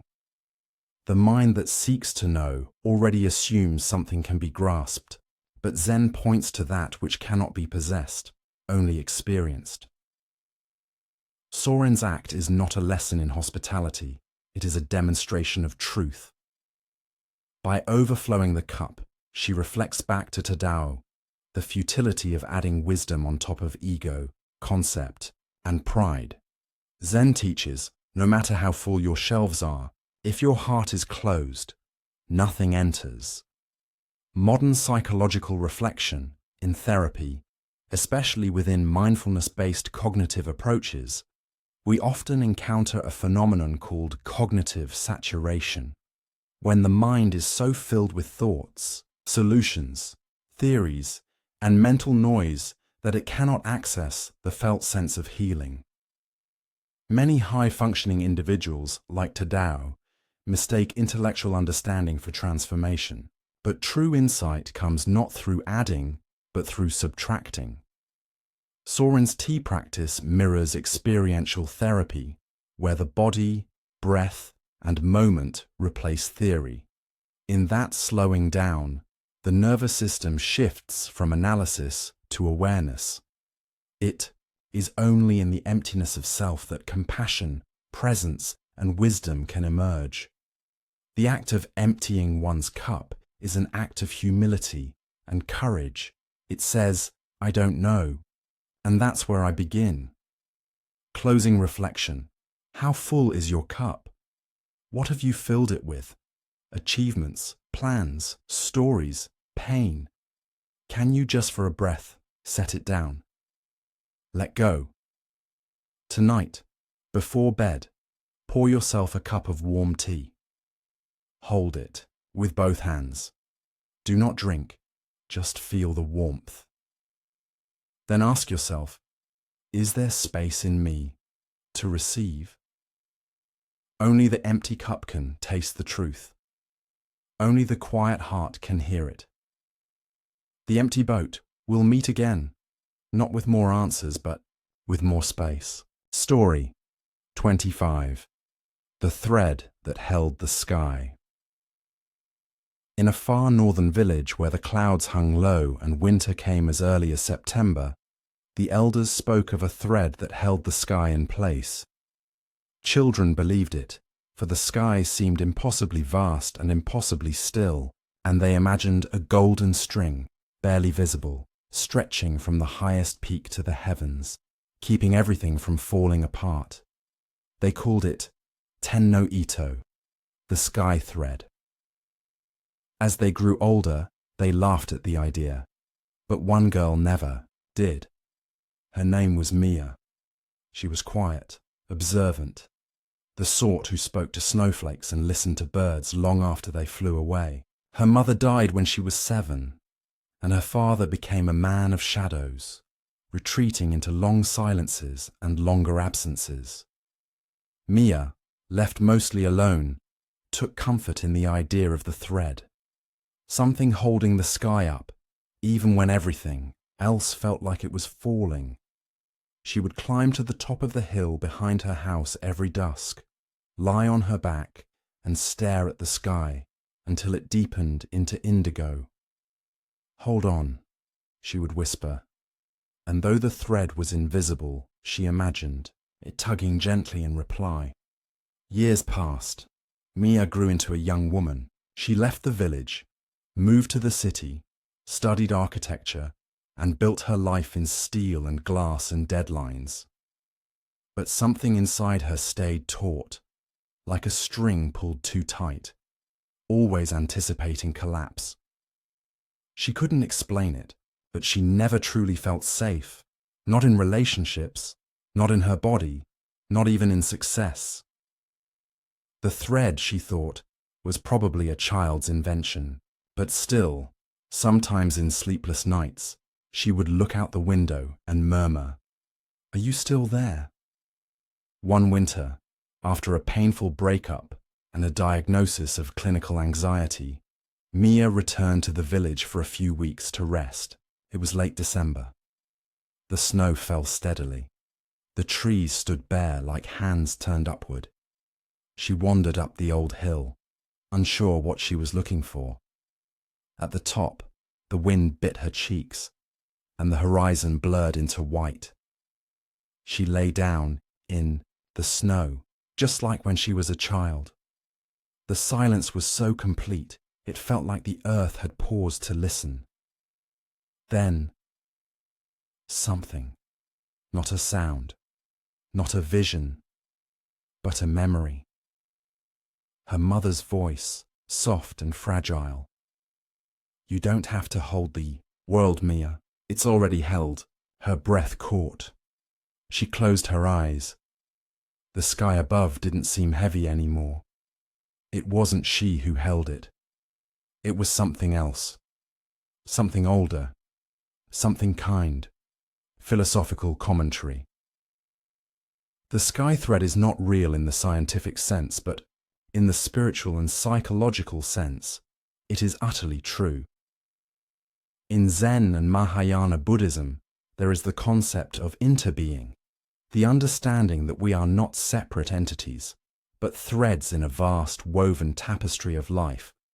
No strand exists alone. Everything is held by everything else. The thread Mia believed in was her own intuition of this supportive interconnection. She mistook it for something outside herself, but in truth, it was the very fabric of reality, impermanent, invisible, yet profoundly dependable. To see a world in a grain of sand and a heaven in a wildflower. William Blake, echoing Zen without knowing, the thread does not need to be seen, only trusted. Modern psychological reflection. Mia's experience is a parable for many who live with chronic anxiety. The sensation of having to hold everything up, your job, your family, your image, your future, can become unbearable. In internal family systems, IFS therapy, these are known as burdened parts, aspects of the self that have taken on roles they were never meant to bear alone. Healing often begins not with fixing, but with realizing you are not alone, that something greater holds you. It may be the earth, breath, a memory, a friend, the present moment. The act of surrendering to this support, allowing yourself to be held, is one of the most radical acts of psychological healing. Closing reflection. What are you holding up all by yourself? What would happen if you let go, just a little? Can you feel the sky above you? Can you imagine it doesn't rest on your shoulders? Tonight, lie down. Let the earth carry your weight. Whisper, I don't have to hold it all. And listen. Maybe something will whisper back. The sky is not heavy. The world is not asking to be held. It is already held by a thread older than fear. The empty boat will meet again in that place where letting go feels like falling. And then, somehow, like flying. Thank you for sailing with us on the empty boat. If these stories have touched your heart, brought you moments of stillness, or reminded you that you are not alone on the path, then this offering has fulfilled its purpose. Here, we do not promise answers, only presence, not escape, but return. Each tale you've heard is not the end of something, but the beginning of a deeper seeing of yourself, of life, of this very breath. If this journey has given you even one moment of peace, we invite you to leave a comment below. Tell us, which story stayed with you? What did you remember about yourself? Your reflections are not just feedback. They are part of the thread that weaves this quiet community together. Please give this video a like if it helped you breathe more deeply today. Share it with someone who needs stillness. And don't forget to subscribe to The Empty Boat for more slow, healing journeys like this. Until we meet again, may your path be gentle, your heart be light, and may you always remember you are already home. The empty boat, come empty, leave full, return often.